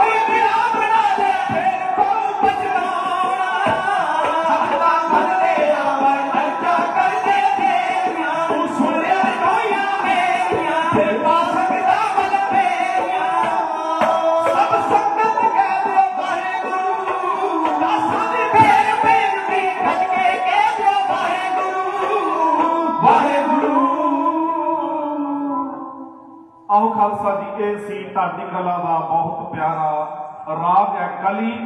ते कली कई तरीकों नाल कई सुरां विच कई रागां विच गाया जाता है। जोड़े की कली बजुर्गों की आत्मा की ये बहुत प्यारी कली हमेशा ही रही है। सो हुक्म करके आप जी ने यह सरवण की है। गुरु पातशाह सारे चढ़ती कला बख्शिश कर। धन गुरु गोबिंद सिंह साहब पातशाह जी के प्रकाश का प्रसंग आप जिन्नी को बुद्धि सतगुरु जी ने दी उसके मुताबिक आप रल मिल के संघ बनाने का यत्न किया। दास का यह यत्न होंगे भी सुन के नहीं मैं सुना होंगे भी दिलबर साहब को सुन लिया जां शीतल साहब को सुन लिया तो तुहानूं आके सुना दिता। गुरु पातशाह की कृपा के नाल खुद मेहनत करके घट्टो घट्ट एक प्रसंग की तैयारी लिए 4-5 किताबां पढ़ के 4-5 चंगे सिद्धांतक राइटरां विद्वानों पढ़ के फिर उसके तो बाद प्रसंग जिहड़ा है वो यत्न करीदा भी संगत के सामने लैके आइए। फिर भी गुरु पातशाह की तारीफ इन्नी वड्डी है भी मेरे वर्गा कमला जिहा बंदा वो मुकम्मल नहीं कर सकता। बहुत सारिया गलतियां बहुत सारिया भुल्लां गुरु सिद्धांत की इतिहास की विचार करते हैं दास कोलों हो गई हैं। धन गुरु ग्रंथ साहब जी ते गुरु का पंथ आप जी सत्कारयोग बख्शणयोग बख्श लेना। गुरु पातशाह सारिਆਂ ਦੀਆਂ ਹਾਜ਼ਰੀਆਂ ਦਾ कबूल करना। ਤੇ मैं जिथे गुरु पातशाह का धन्यवाद करदा आप सरबत संगतां का रब रूप गुरु रूप संगतां का धन्यवाद करदा उत्थे गुरु घर की सत्कारयोग मैनेजमेंट सारी सत्कारयोग कमेटी का भी मैं खास तौर उत्ते मशहूर हाँ जिन्हों ने बड़ा यत्न करके संगतां के दर्शन दास नूं दास के दर्शन करवाए है। गुरु पातशाह कमेटी नूं चढ़ती कला आपसी प्यार ते इस तरह गुरु घर की सेवा जिहड़ी है गुरु पातशाह लेंदे रहन। सैकटरी साहब बैठे है अंकल जी बलविंदर सिंह जी बैठे हैं सारे अहुदेदारां सत्कारयोग गुरु सारिਆਂ ਦਾ भला करे सारिਆਂ ਨੂੰ समाज के अंदर इज्जत सत्कार अपने दरों बख्शिश करे। गुरु के ग्रंथी सिंह साहब जी बहुत प्यार वाले है बड़े निके सुभाव वाले है। रात सानू लैण भी भाजी होई गए जदों ते नाल ही गए आके प्रशादा पानी बहुत भावना नाल छकाया। बहुत सेवा साडी जिहड़ी है उन्होंने की। हालांकि साडा फर्ज है गुरु के वजीरां की सेवा करन दा पर उन्होंने बहुत इज्जत के नाल रात सानू प्रशादा पानी छकाया। उन्हों का प्यार भी आप संगतां दे नाल हमेशा बनिया रहे। इस तरह गुरु पातशाह उन्होंने भी मान सत्कार अपने घरों ते आप संगतां कोलों सतगुरु जी देंदे रहन। आओ खालसा जी बेअंत आदम माया के रूप में आप सरबत संगतां वालों आया। गुरु पातशाह सारे दी हाजरियां कबूल करन। सांझी अरदास है सारे चढ़ती कला विच रहो। आओ पृथ्वी के अंदर दोबारा वैसे अजे असीं हुणी आए हैं 6 महीने कैनेडा च हाँ आने वाले समय जून साडी वापसी है विच कदे कोई सुभाग बनिया तो असीं जरूर चाहांगे तुहाडे दर्शन करन दा जरूर तुहाडे सामने गुरु के इतिहास की सांझ पाउण दा यत्न कोशिश होवेगी दास की भी। सो गुरु पातशाह सारिਆਂ ਨੂੰ चढ़ती कला बख्शिश करे जी। इस तरह गुरु चरणों नाल जुड़े रहिए। दास ढाडी जसविंदर सिंह शांत पिंड सैफलाबाद जिला कपूरथला च पैंदा जी। 3 साल तो हुण नकोदर ही रह रहे हैं। जलंधर रोड उत्ते पाल विहार कलोनी में अंदर दास का घर है ते नाल दे साथी इधरला भाई रणजीत सिंह राणा ते हरपाल सिंह सरंगी मास्टर जंडियाला मंडकी तो ने दोवें सके भरा ते इधरले ढाडी साथी भाई राजविंदर सिंह राज ये मकसूदा जलंधर तो नाल ही पिंड लिदड़ा। इस तरह गुरु पातशाह जी ने कृपा करके तुहाडे चरण झाड़न का समा बख्शिश किया। एक बार फिर गलतियों को मानी क्षमा जी। और अगला प्रोग्राम का जो सैकटरी साहब बैठे हैं वो आप जी की आनंद साहब जी के सिमरन आप सारे संगति रूप में करने बड़ी भावना नाल जुड़न का यत्न करियो जी। बतौर जथा दासा नाल फतेह की सांझ पाओ ਉਹਦੇ ਤੋਂ ਉਪਰੰਤ आनंद साहब नाल जुड़न की खेती करियो जी। गलतियां भुल्लां की क्षमा। वाहिगुरू जी का खालसा वाहिगुरू जी की फतेह।